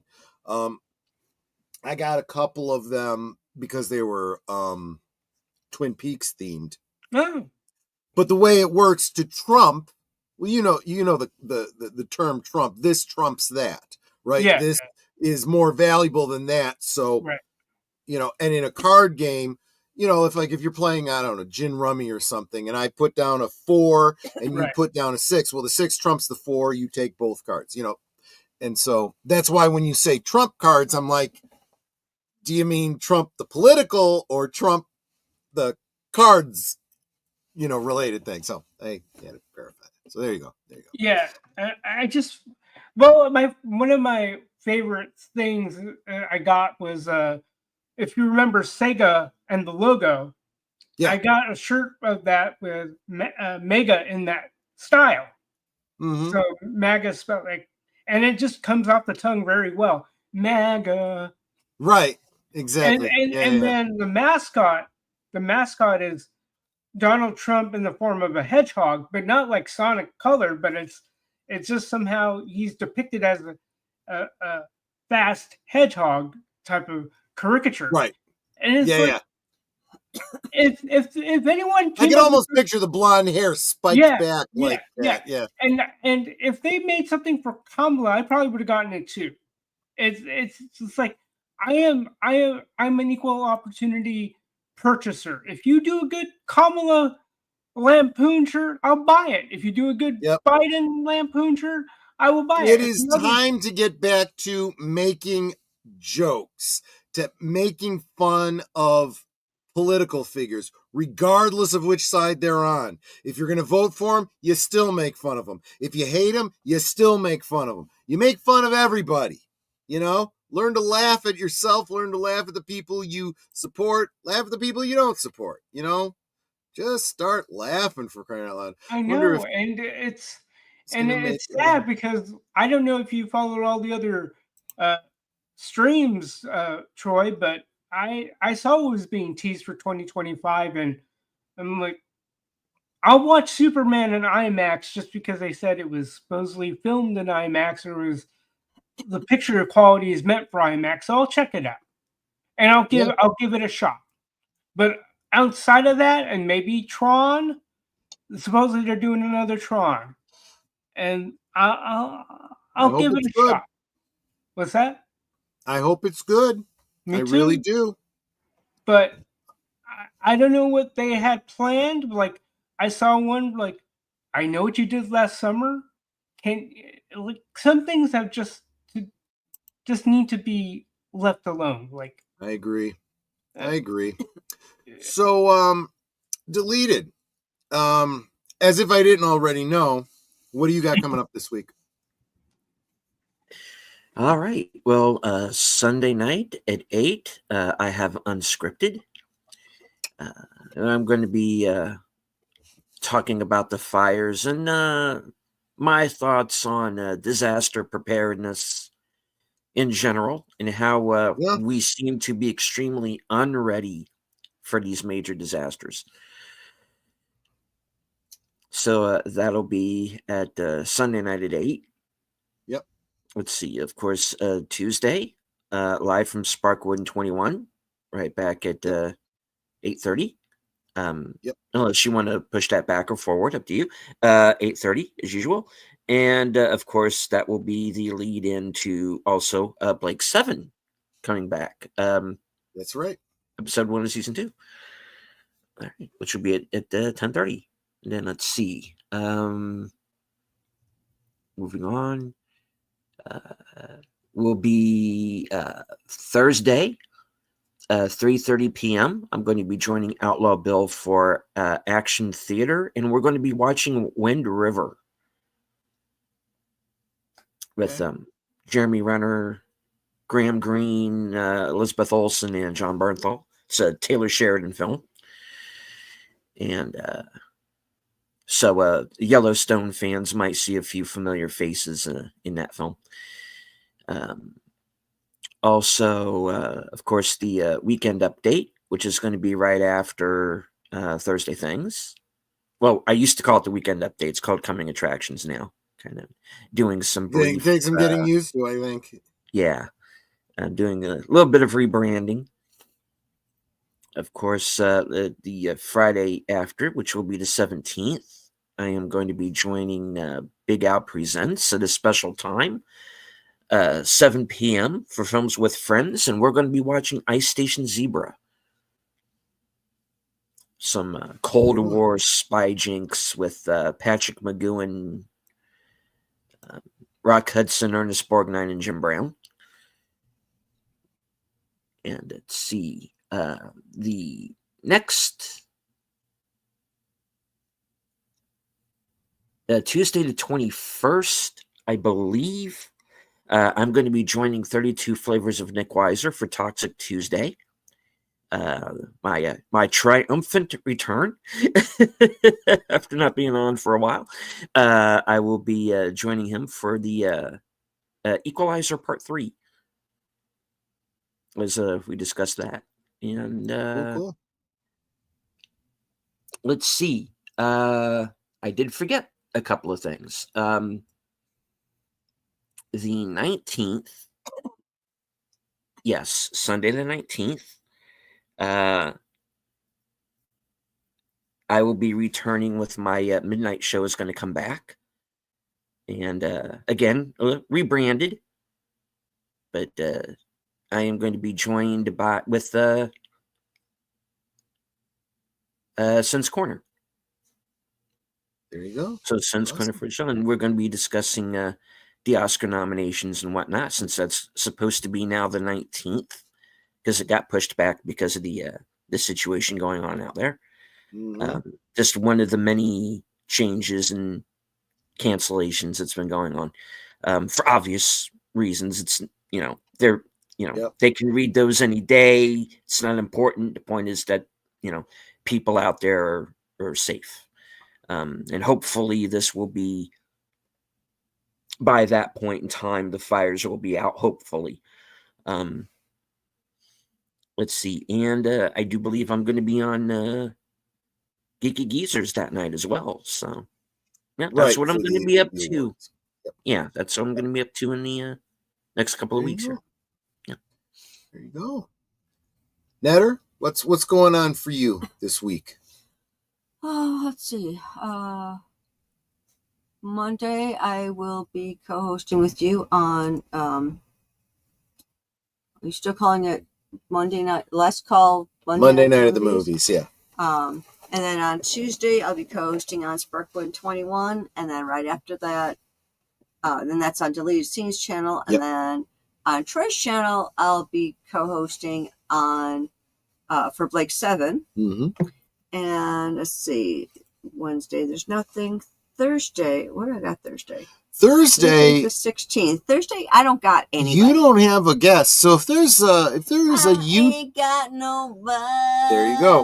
So if there's a YouTuber on here trying to grow your channel, you'd like to maybe come on and talk with Netter and talk about your channel and see if we can't score you some subs. Shoot her a DM. My guest that I just had on Thursday, that was Left Eye Ego. We got him 12 extra subs. Got him over the 300 mark. Yeah, so he's now at 306. Which is always good. And let's see, because I had him at, where's my paper? Whoop. Just knocking stuff on the ground. Oh, yeah, last night. So if you go over to Netter's channel, you can see the stream. We went almost an hour and a half. It was closer to 2 hours. Yeah, it was a good long stream. A lot of fun. Yeah, it's like I can't find my paper now. I had written all this. It's okay. But there's we'd gotten him 12 extra subs. But yeah, he's now at 306. Yes, he is a good guy, and we've already committed that Netter and I will do a couple stream with him and his wife sometime in the future. Probably have him on a Friday night in the near future. His wife's going to come on Netter's channel. It'll be awesome. It'll be awesome. But let's see, and then do you know the film for next Friday? I mean next Saturday. Do I know the film? As she goes to look it up because she doesn't off the top of her head. The 18th will be Fall of the House of Usher. Fall of the House of Usher, the original. Yeah. I've never seen, so it's new to me. Yeah, it's a spooky movie. I don't want to call it horror because those older films just. Of course, the day before that, I'll be back here co-hosting on Friday Night Last Call. There you go. So that is our week in review. I think, guys, that what I'm going to do is I want to do one more song, just kind of a bonus for everybody. Of course, if you guys don't want to hear it, you could tune out. That's absolutely understandable. Exodus. Yeah, right. Oh, look, there's 31 people. But I'll do one more song as we go out. So again, I'm going to have to kick you guys to the green room. Stay with me, though. We'll say our proper goodbyes in the backdrop. And I will see you on the other side of it. Be right with you. Hold on, that you don't have to go anywhere because you're on the same mic as me. Where is my? There it is. All right, get rid of the earbud one last time. Let's have at it.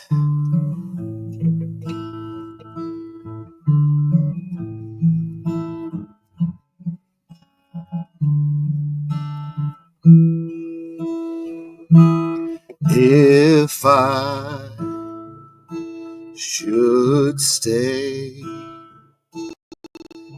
I would only be in your way, so I'll go. But I know I'll think of you each step of the way, and I will always love you. I will always love you.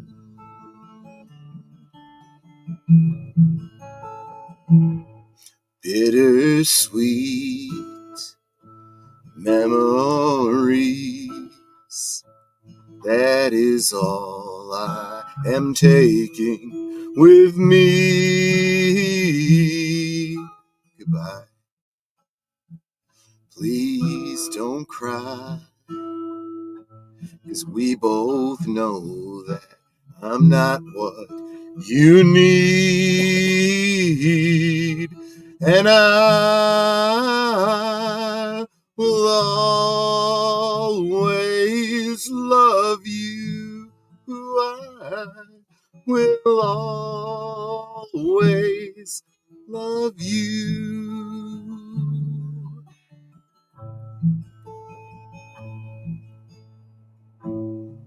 I hope life treats you kind, and I hope that you have all you've ever dreamed of. I wish you joy and happiness. But above all of this, I wish you love, and I will always love you. I will always love you. I will always love you. Good night. Good night, ladies. Good night, sir. Hit it, sweetheart.